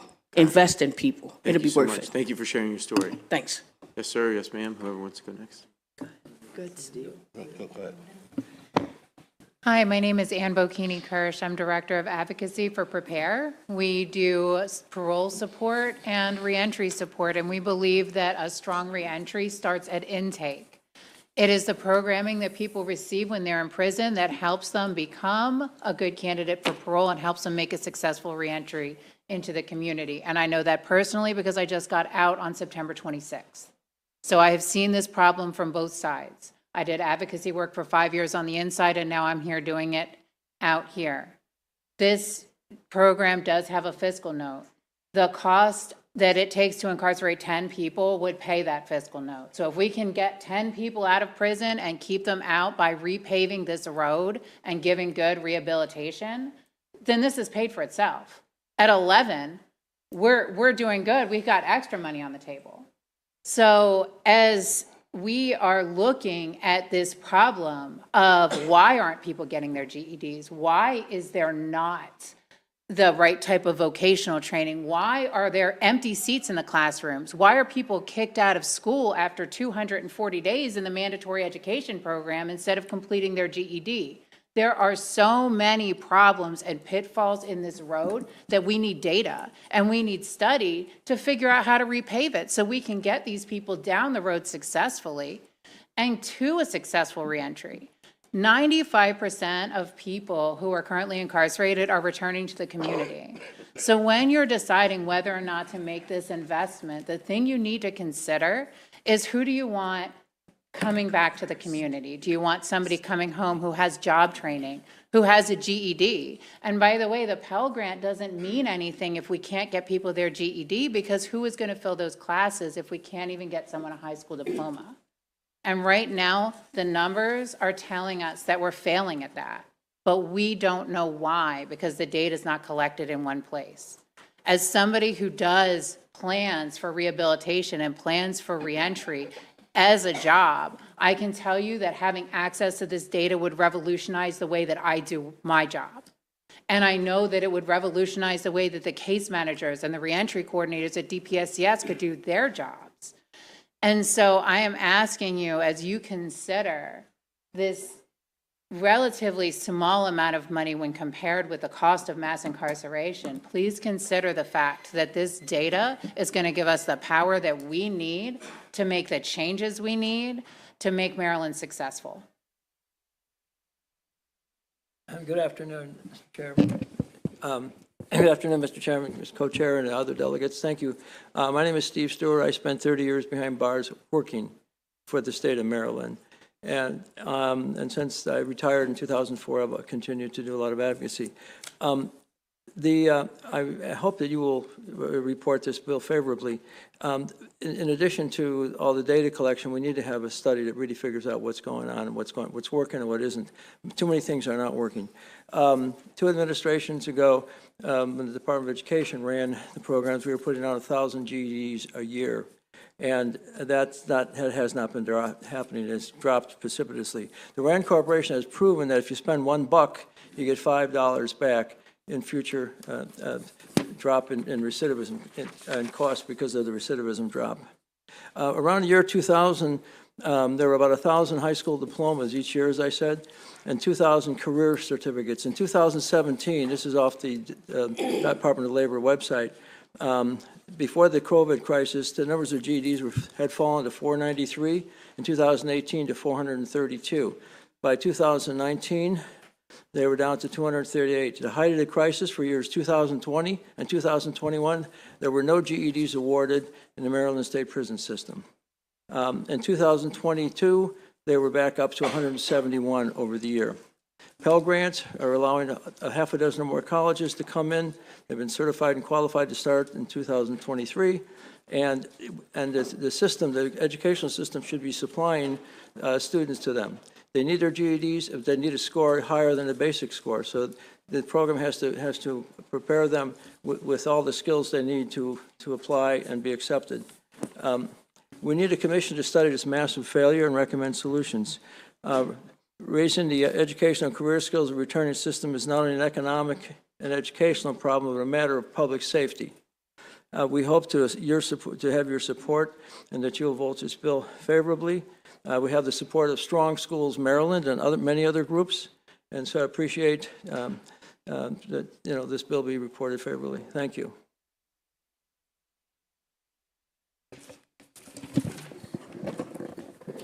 Thank you. My name is Judith Lichtenberg. I'm Professor Emerita of Philosophy at Georgetown University and taught before then for many years at the University of Maryland. And I'm on the Executive Committee of the Maryland Alliance for Justice Reform, major for whom I'm testifying. But more important for my purposes today is that I've been teaching college courses, tutoring and mentoring students at Jessup JCI since 2016. Both in the Second Chance College program and in another program that was not courses for credit. The experiences I've had there have been transformational, and this isn't peculiar to me. If you ask just about anybody who's taught in prison, they'll tell you that it's life-changing. Much of it has to do, of course, with the students, and I'm so pleased today to be able to talk with my former student, Ricardo Hayes, one of my stellar students who took 3 philosophy courses with me. God knows how he managed to get through them all, from his point of view, I mean. Anyway, he's been out for about 3 weeks after being incarcerated for 32 years. He made enormous contributions to our class, as I know he is going to do to his community. These students are grateful for the opportunity to think seriously and to be taken seriously. They're hungry to learn. They bring experiences your standard college student doesn't, to say the least. By the time they become college students, they've had a few years, often way more than that, to reflect on what brought them to prison, to grow and to change. They appreciate the benefits of education, both practical and intrinsic. Really? Final statement. I should say that as members of the Appropriations Committee, I know that you were interested in the bottom line, and my colleagues Steve Steurer and Kirsch have told you about how much money will be saved by this bill. So I urge a favorable report on it. Thank you. Any questions for the Delegate Zamfredo?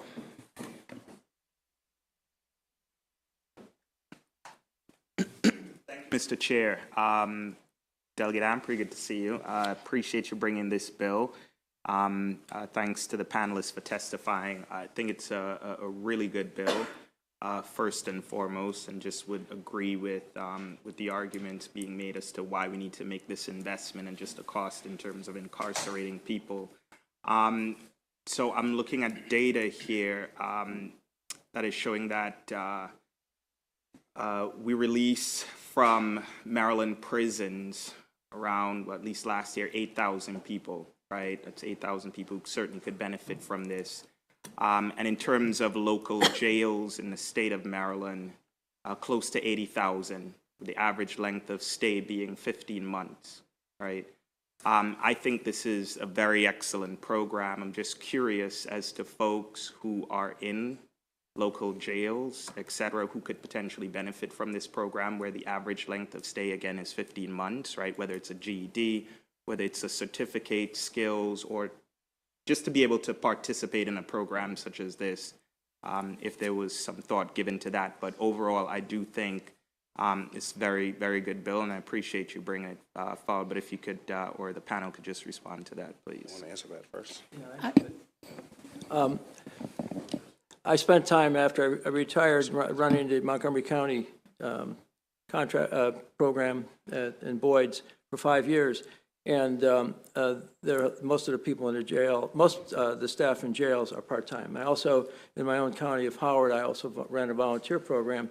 And just have very few, we have one teacher coming in half-time from Howard Community College, and volunteers like me and people we can bring in. And that's the situation with most small jails. So we don't have full-time staff for the most part. There might be one or two, but most of it's part-time. And it's not very well coordinated with the state. It could be part of the subject matter to be looked at, to better coordinate. There's no reason why a person coming out of Montgomery County or any other jail that started their GED program couldn't pick up just where they were. The stuff can be very clearly computerized if we take a good look at how we could do that. So programs could continue. And so we should do it. It's a good suggestion.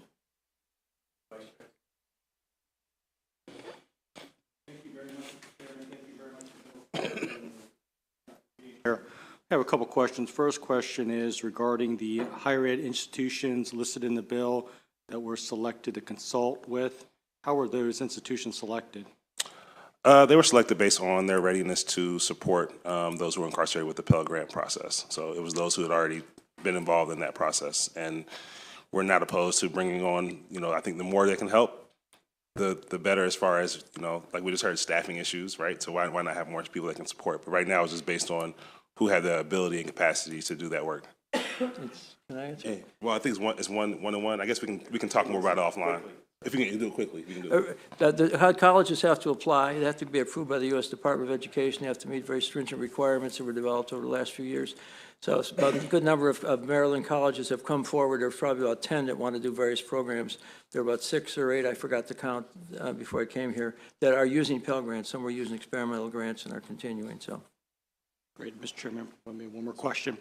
Regarding the tracking system listed in the bill, is the bill sponsor and the panel familiar with the dashboard that's listed on the Department of Public Safety and Corrections website?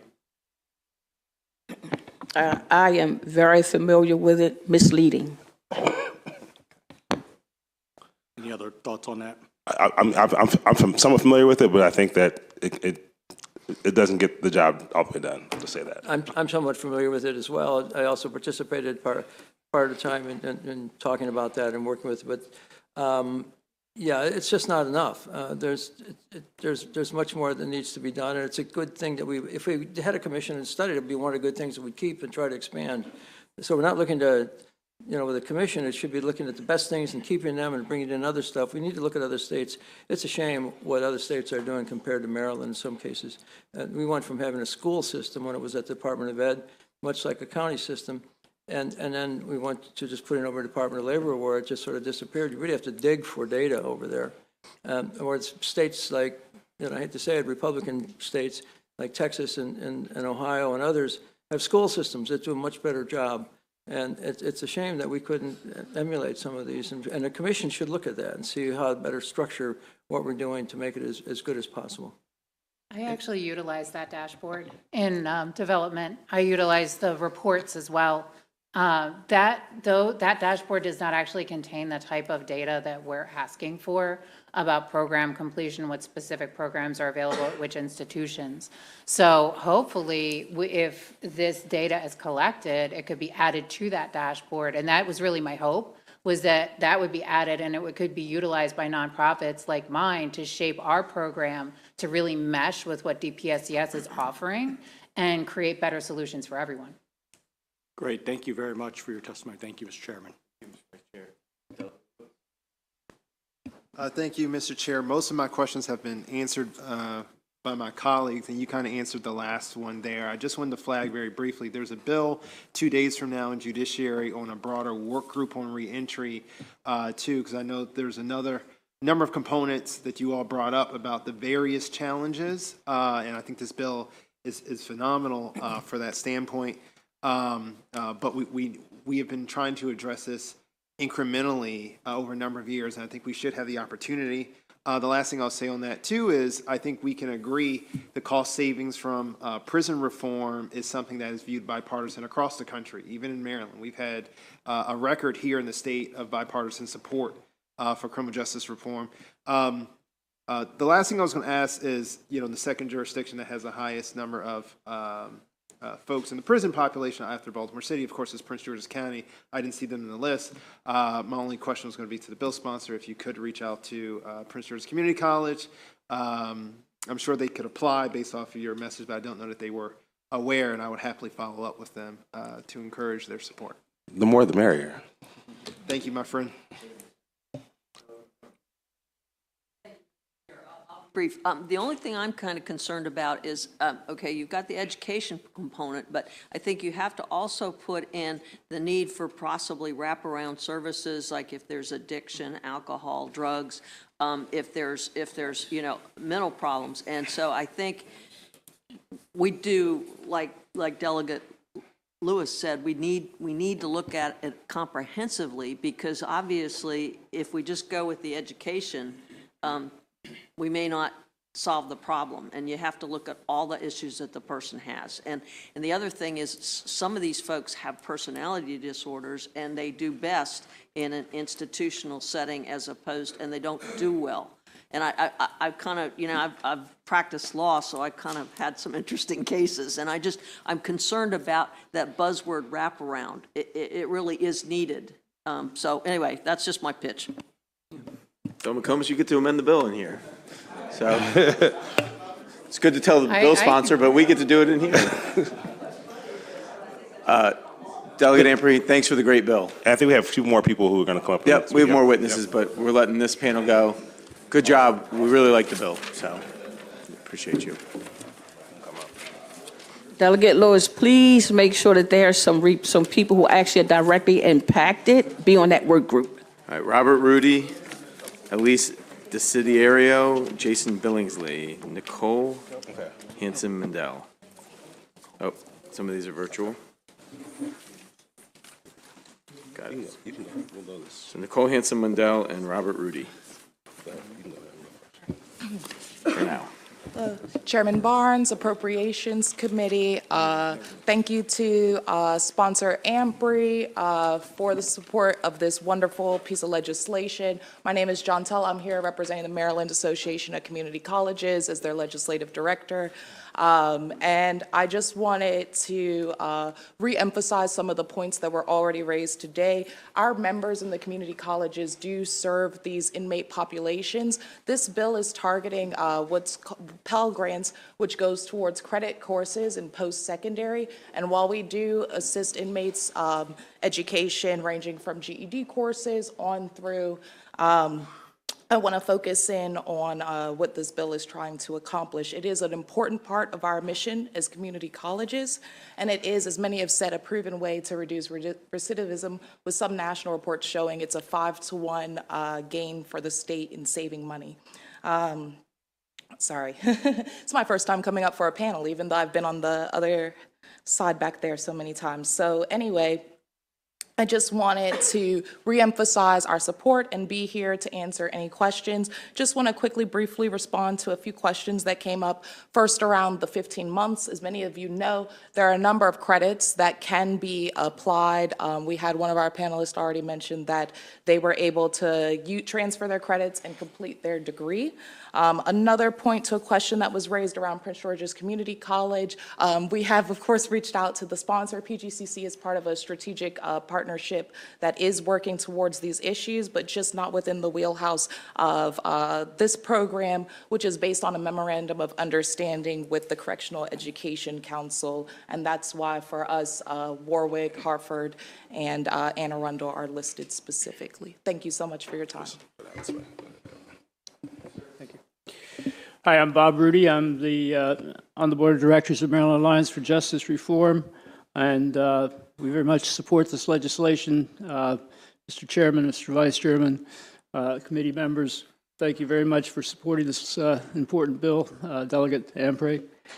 Maryland Alliance for Justice Reform was first created 8 years ago when we successfully encouraged former President Mike Miller and former Speaker Mike Bush to introduce the Justice Reinvestment Act, which has been implemented with some successes. And we've since been working to support legislation involving criminal justice reform and incarceration reform before the Maryland General Assembly.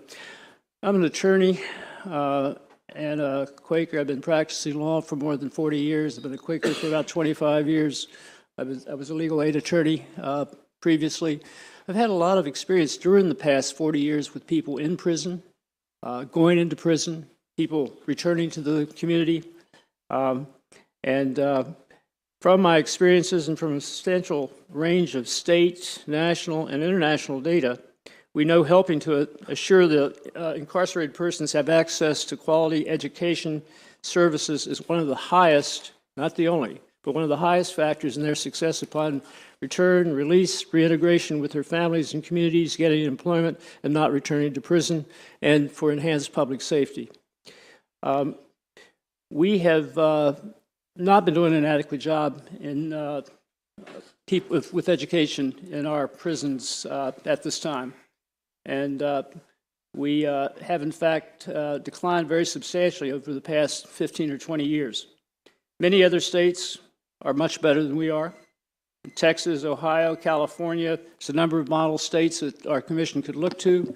This could do a major job in helping get people out of prison, back as involved citizens in their communities. We very much support this legislation, and thanks for your consideration. Thank you, sir. Yeah. Yes, sir.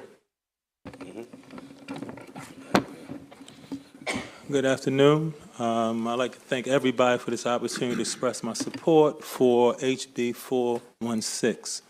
My name is Gordon Pack. I'm a returning citizen, a registered voter, and I reside in District 41. I'm also a parole advocate for Prepare, a nonprofit that helps people with parole and reentry services. And many of those services are wraparound services as well. In response to what you mentioned, I want to point out that those are different genres, or different silos, different avenues that we have to pursue, and we can't afford to ignore any of them. I support this bill because I see a relationship between education and recidivism. I myself served 42 years in prison and just got released 3 months ago from the Juvenile Restoration Act. But I mention this because I have another shameful thing to mention, is that I used to go to college at a time when college extension programs was real big in the Maryland prison system. In 1992, 93, I earned 118 credits towards my Bachelor of Arts degree. Unfortunately, the Pell Grants were stopped. As a result of the Pell Grants stopped, I served 30 more years in prison and never accomplished my bachelor's degree. Now I'm out in the community, and because so much time has lapsed, I'm still having a difficult time for people to accept those credits. They want me to start all over again. So I wanted to use my story as an example for why we need some type of regulation, why we need the Pell Grants back in the system, because I'm not the only one who faced this particular circumstance. I think that we need to have some type of tracking or monitoring service in place to show where people are so we can get them plugged into what they need to do so that when they get out, they won't have the problems that I've incurred. I thank you for your time. Good afternoon, Mr. Chair and committee members. For the record, I'm Nicole Hanson-Mundell, again, the Executive Director of Out for Justice, a grassroots organization led by formerly and currently incarcerated people. What I'm clear of is my colleagues next to me have already identified what is needed, right? I think what has to happen is that you all have to take a hard look and be willing to do the hard job of requiring the agency to begin to implement and track data accurately. And that's going to be difficult because we want to believe that the agency that comes up before us every year telling us what they're doing, how they're doing it, they're showing these graphs of what they're doing. But we're telling you from lived experience, it's not working. And so oftentimes it's really difficult to have to tell yourself that you are legislating and you're hearing from these agencies that's telling you they're doing the thing that they're not doing. And that's the harsh reality. And the work that you all will be a part of doing will likely supersede you. And that's also a difficult thing to grapple with. But I'll tell you that I cannot operate my business without tracking data. I cannot operate my business without showing my funders what I'm doing, the outcomes of it, how I'm doing it, where I'm having hardships, where the successes are. And I think that should, and I know that should also be a requirement. And we will see the impacts years from now on how ensuring our people behind the walls having access to education will cause the type of ripple effect that will allow you to not see what we see on our daily news where our children are gone astray. Thank you. See you later. Thank you. Thank you for your testimony. Stick around for one more minute. I really want to see y'all later. Are there any questions for this panel? Okay, well, thanks for the work you all do. Thanks for being with us. Looks like we have one more live witness, and then we'll turn to our virtual witnesses. Is Scott Cronin with us? Scott, come on up.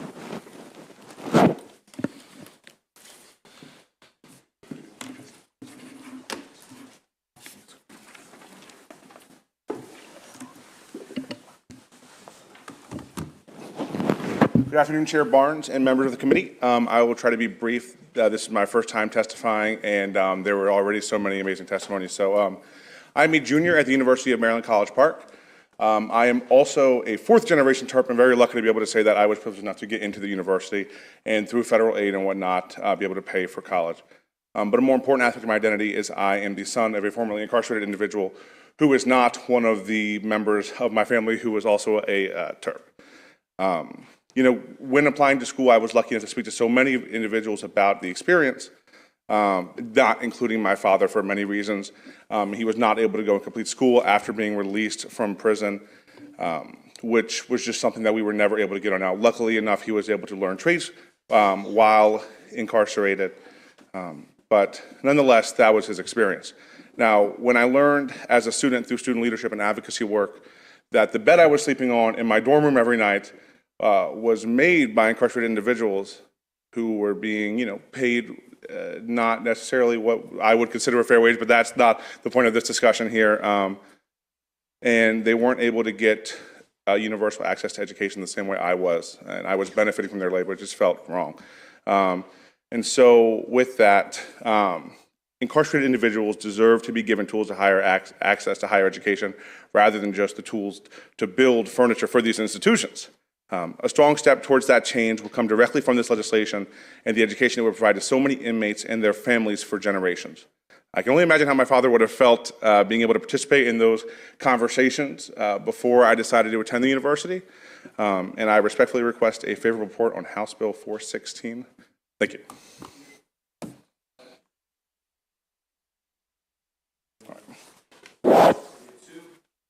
Two virtual witnesses, Ashley Devon Johnson, welcome. If you turn off your mute button, you have 2 minutes. Welcome. Good afternoon. My name is Ashley Devon Johnson, and I'm with Out for Justice. Our executive director kind of gave a brief overview of what Out for Justice does, and so I will just kind of start by uplifting some of our directly impacted testimony that you will hear today. One of the testimonies that you will not hear is from a gentleman by the name of William Freeman. He obtained his bachelor's degree from Goucher University while incarcerated.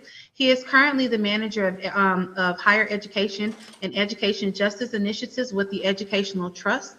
Also, you will hear testimony from MJ Sutton, who also works for Out for Justice, and she obtained several certifications from Anne Arundel Community College.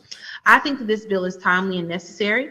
I think beyond expanding the resources in this particular bill, the oversight is something that is necessary.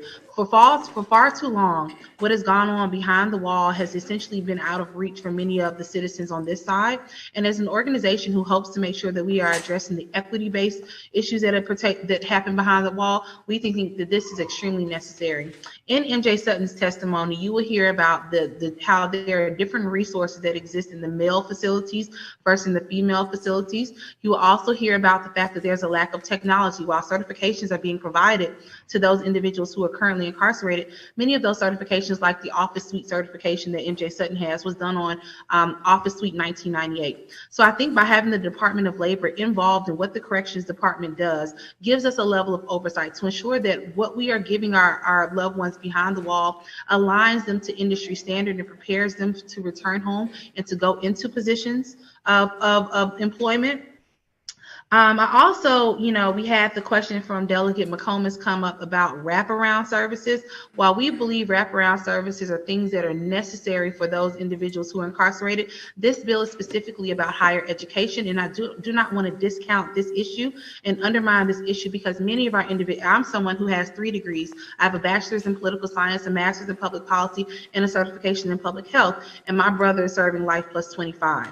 So as someone who is a direct relative of someone who is directly impacted, I want to underscore that we need to make sure that individuals who are citizens who are behind the wall are receiving adequate services. And the only way to ensure adequate services, educational resources, and vocational training are being done is to ensure that the organization or the State Department that manages that oversees this implementation. We appreciate it. Thank you. Thank you for your testimony and being with us. Are there any questions for Ms. Devon Johnson? Okay. Thanks for being with us so much. Elise Desiderio. Good afternoon, all. My name is Elise Desiderio. I am a post-conviction attorney with the Office of the Public Defender, urging a favorable report on House Bill 416. Our experience as advocates for incarcerated clients shows that many of our clients want to take part in programs generally and educational programs particularly, but that access is a serious impediment. Waitlist lines can be months or years long. My clients tell me about these access problems regularly. Moreover, at hearings on things like modification motions, parole consideration, and similar matters, judges and commissioners place particular emphasis on programming participation, but those expectations just don't line up with the reality of what's available and what's being offered. So clients who are stuck on programming waitlists are at a significant disadvantage through no fault of their own. And finally, our experience shows us that incarcerated persons need and deserve support in rejoining our community.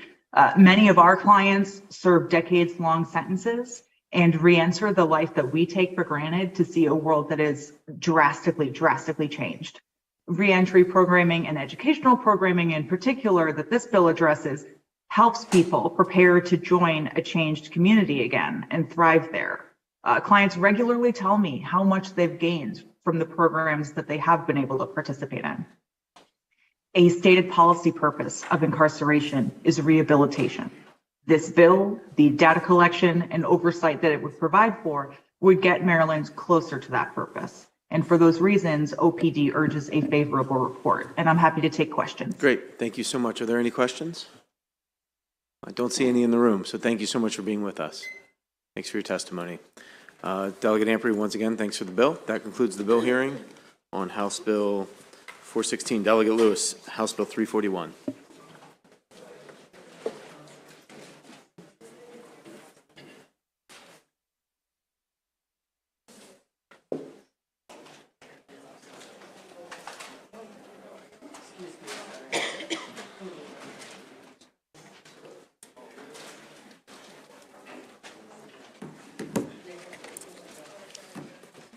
Good evening, colleagues, Mr. Chair, members of the committee.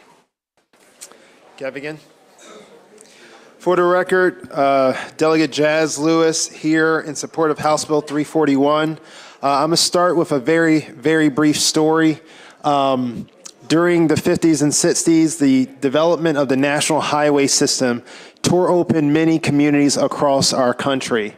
one in which was the community in which I live and grew up in the city of Glenarden. In 1964, this historic black municipality, which originally was the place where, as African Americans got jobs and the government went straight there to start the birth of the black middle class that largely became what we see in Prince George's County, it was split in half in 1964 through the development of the National Highway System. Subsequently, over many decades, we now have a national conversation about equity, and this extends to our transportation planning as well. After President Biden was sworn in, he signed Executive Order 13985, which was advancing racial equity and support across the federal government in every agency. The Department of Transportation created an equity action plan. And I'm going to share what they state on page 8 and 9 very briefly as far as their outcomes on how we're going to achieve racial equity through Department of Transportation dollars. It says that the goal is to one of their outcomes is for individuals and communities to have a greater voice in transportation decisions affecting them. And one of their key performance indicator is the increase in the number of State Department of Transportation and metropolitan planning orgs officially adopting equity screening tools in their STIPs, that's the Statewide Transportation Improvement Program, and TIPS, Transportation Improvement Program, development process that incorporate community and vision and need. The following page, it shares the same thing, but specifically talks about increasing the number of new projects in disadvantaged communities using the formulas funded in STIPs and TIPS. The Equity Action Plan asks every state to put together some process so that we can analyze the impact of these federally funded projects in our communities, particularly our minority communities and our low-income communities. And that's what we have before us. The bill is not prescriptive. It doesn't define equity for the purposes of limiting our MPOs and our State Department of Transportation, MDOT, in preparing this document that they sent to the federal government for federal funding. Most of the projects that you'll see in our 156-page STIP is from the 7 MPOs that they have to do specific analysis on projects, and then the ones that the state does itself. If we are to be intentional as we move forward with all this federal infrastructure money that's going forward, we need to analyze this. This is nothing different than what we do for our criminal justice legislation here in the Maryland General Assembly, or what we are starting to apply in other vehicles. I'm having conversations with MDOT and the MPOs across the state on how we can implement this, and I'm open to their feedback as well as some of the suggested amendments from supporters of making sure we include those who may be disabled and how some of these planning documents will affect them. The last thing I will state is that if you take the time to go through the 2022 to 2025 Maryland State Transportation Improvement Program, you'll see that the vast majority of the projects funded there are road projects. Road projects are needed, but they do not equitably take care of everyone. Okay, and when we start to think about our transient communities, they don't necessarily always benefit from that. So I'm hoping that through us going down this process of realigning how we fund and analyzing these projects for its impact from an equity view, that we will increase our funding for transit projects that benefit everyone. We don't expressly bring up disability, but that is something I would be open to adding. Thank you, committee, and I look forward to the feedback from the others who are here.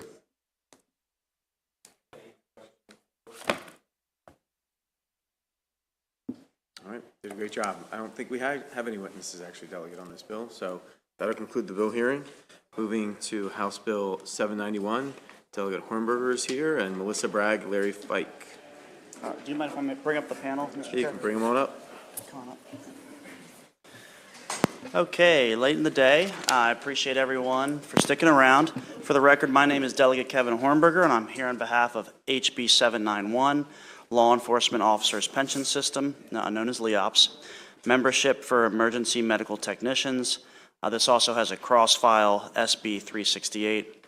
Very simple and straightforward bill. We're just adding a new cohort that's allowed to participate in LEOPS. Just some background, because I've learned a lot about this process. LEOPS was something that was set up so that the 3 groups of first responders, which include fire, police, and EMS, are allowed to participate in a common retirement system where they can make contributions, and then those contributions can grow, and then they can count on disbursements later on. And this is particularly attractive for very small jurisdictions that can't have standalone retirement packages on their own. We have some advocates that are going to testify on behalf of the bill, and this allows the EMTs, the way that our system's set up in Maryland is that every single employment sector has to be codified in law in order to participate. So when these folks that you're about to hear testify were interested in participating, they were told that they were precluded because they weren't explicitly listed in law. So all this does is just add them to the list. With that, I ask that you move favorable. Good to see you. Good afternoon to you, Chairman Barnes, Vice Chair Chang, and the distinguished members of the committee. My name is Melissa Bragg. I'm the second Vice President of the Professional Firefighters of Maryland, which represents over 10,000 career firefighters and paramedics and EMTs across our great state.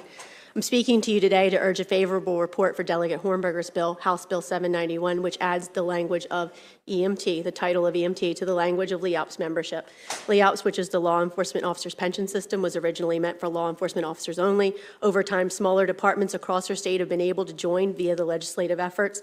Some of those departments include corrections, deputies, police departments, fire, and EMS departments. For smaller departments, this is exceptionally helpful as it is not feasible for them to have their own pension system, such as a large county system like Prince George's or Montgomery. They can have their own with the enormous amount of employees and members that they have. Joining LEOPS is a powerful recruitment and retention tool, and as I'm sure that you all are aware of, less and less people are becoming first responders, and this is creating a bidding war to hire and retain the best employees.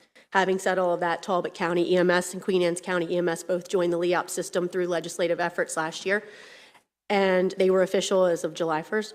Here's the reason for this bill. The title of EMT is not included in the LEOPS language of the bill. That's all we're asking to do, is to include the title of EMT.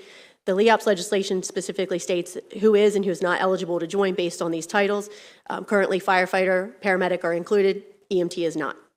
So we just want to add that. For the Talbot County EMS, they were not told, the employees were not told that they would not be eligible, the EMTs. So the paramedics, the whole group was led to believe that they were eligible, and come July 1st, they said, oh, sorry, we messed up. Only the paramedics get it. The EMTs that work alongside you, same medic unit for 24 hours, one of you gets it, one of you does not.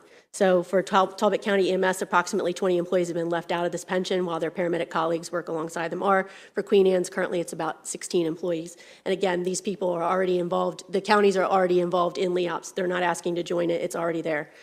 No, and just for clarification, no one single person can just decide to up and join LEOPS. With that, I just urge a favorable report to help these people. Thank you.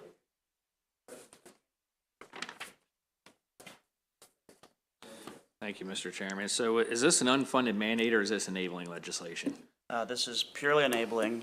So just to lay out the process, if this bill were to pass, both the group that wants to opt in, their union representation, would have to negotiate with the government agency, whether that's a municipal government or a county government, and they would have to mutually agree upon the EMTs coming into the fold. So this doesn't mandate anything. That's why the fiscal note is 0. However, if the jurisdiction does decide to proceed, there would be a cost associated with it, but it would be to the benefit of the employees.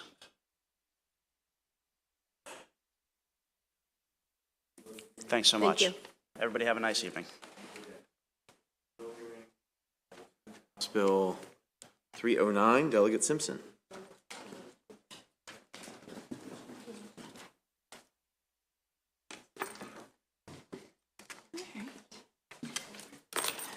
Good evening, everyone. How are you? Good. I know we're almost at the end, so I'm gonna keep it short because I think you have everything in your stuff. There's no fiscal notes, so thank you, Chair Barnes, and thank you, Vice Chair Chang, all the honorable members of the Appropriations Committee. I am truly hoping for a favorable report on House Bill 309 for the state employees' rights and protections, personnel actions, and harassment complaints. This is strictly related to an internal investigation within this for state employees. So just be aware of that. That's what it is specifically about. This law has not changed or been touched since 1996. I think as us and how it's been, how fast 30 days goes by, keeping in mind that currently in law, it says that someone who wants to report a complaint, an EEO complaint, a personnel complaint, or harassment complaint within the state of Maryland, specifically says that they have to report it within 30 days of knowing or should have known. And I think we can pretty much agree that is really, really quick. Folks don't report things, you know, they may not even know. So as we want to move that from 30 days to 1 year, which is actually consistent with what, you know, this body has passed previously for folks outside of the state employment. And we want to move, once again, the same thing when it comes to harassment, to move that from to 2 years and make that specific in there. I did contact, and I believe it should be in your folder, I did contact the Maryland Commission for Civil Rights, spoke to them extensively. They are, you know, this is fine. They would like us to look at the period of time for doing complaints, but I think we need to do that collectively. I also contacted the state specifically at DBM, the state EEOC as well, and, you know, to discuss this. And, you know, just in discussing it with lots of different folks, I don't know how many of you know this, but I have been a state employee for over 30 years. I'm the one that does the training for the sexual harassment. I have done investigations internally for agencies, and I'm just telling you, 30 days is not. Everyone I've spoken to, someone walks up and says, oh yeah, you know, let me tell you about this case and how it just wasn't enough time. So I strongly urge you to make Maryland a safer, a healthier place to work with a favorable report for House Bill 309. Thank you very much. Thank you very much, Delegate Simpson. And do we have Gerald Ford here with the State of Maryland Civil Rights Commission? Okay. Are there any questions for the bill sponsor? Thank you very much, Delegate Simpson, for being here. That concludes the bill hearing for House Bill 309. Committee will now move on to House Bill 557. Rose is obviously not here yet. Now, this is a local bill. It's a local funding bill, so I don't know if we want to give her a couple minutes, or maybe one of us can present it for them. Yeah. Delegate Rice, would you like to present it? Sure. Delegate Rose is here. Ready for me now?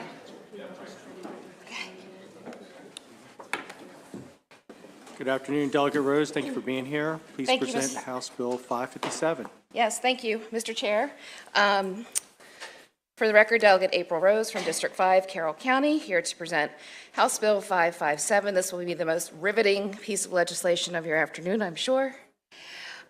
This is our annual legislation authorizing the county commissioners in Carroll to borrow not more than $65.6 million to finance the construction, improvement, or development of certain public facilities in Carroll County, and to allow such borrowing by the issuance and sale at public or private sale of its general obligation bonds. Including with this testimony in your packet is the list of projects based on our recommended community investment plan. Our House and Senate delegation voted unanimously in favor. A letter of support and the voting sheet have been included, and I respectfully ask for an approval. Bill sponsor and House Bill 557.